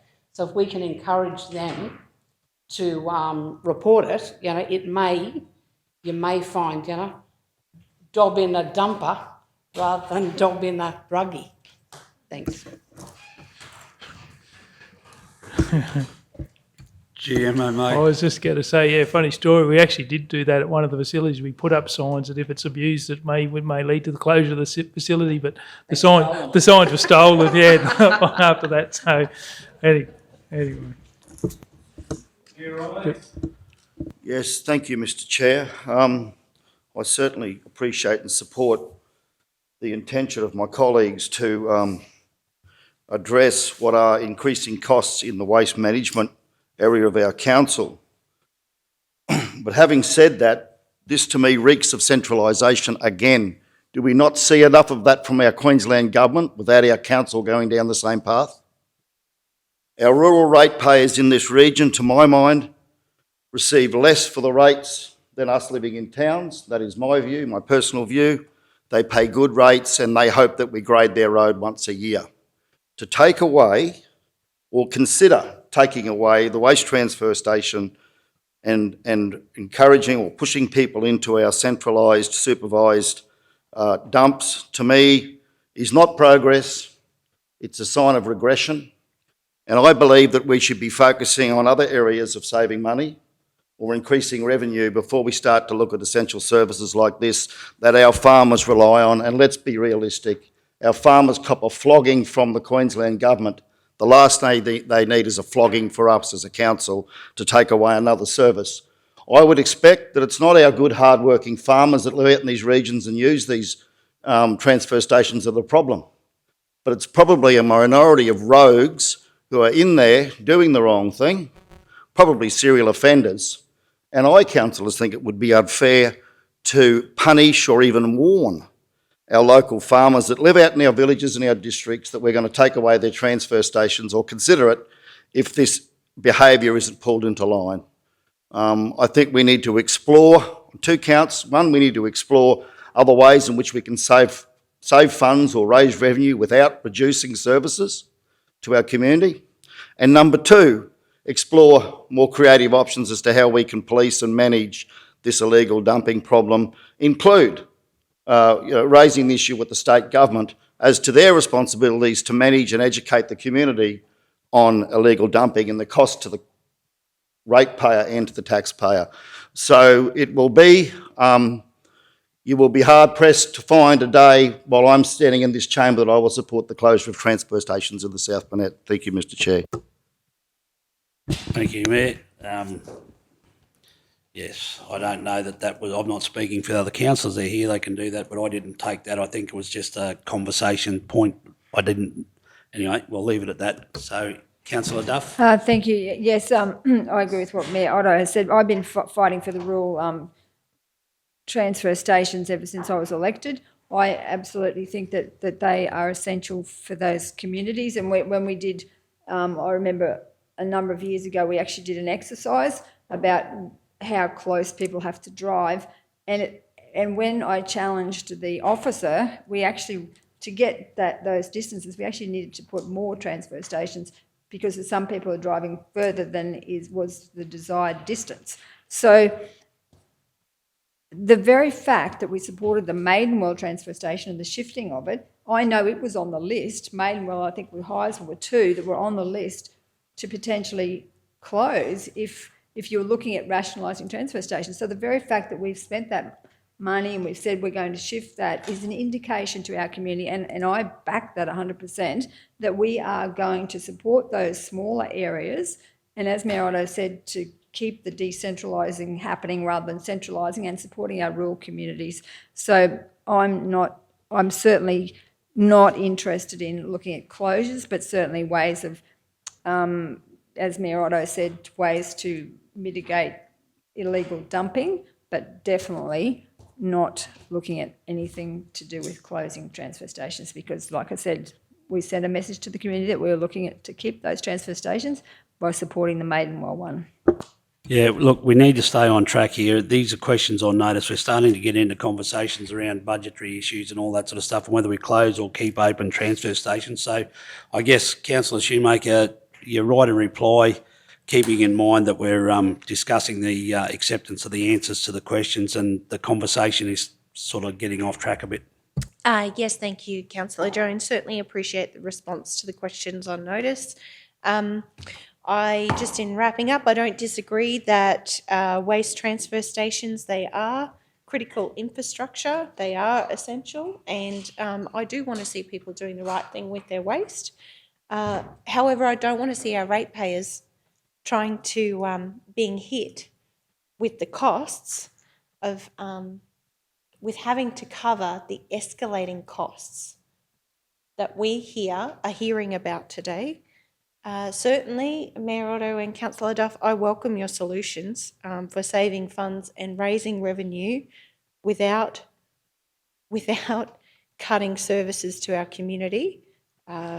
Honestly, there's no magic wand here, and the reality is, from the answers given today and the questions we have asked, the costs are clearly increasing, and somehow we're going to have to cover them. Thank you, Deputy Mayor Jones. Okay, so 12.2, the questions on notice, moved by Councillor Shoemaker, second by Councillor Henson, that the response to the questions raised be received and noted. All those in favour? Unanimous, thank you. Councillors, staff and anybody still online, that brings the meeting to a close. Thank you all very much and enjoy the rest of your day and see you next week. Thank you.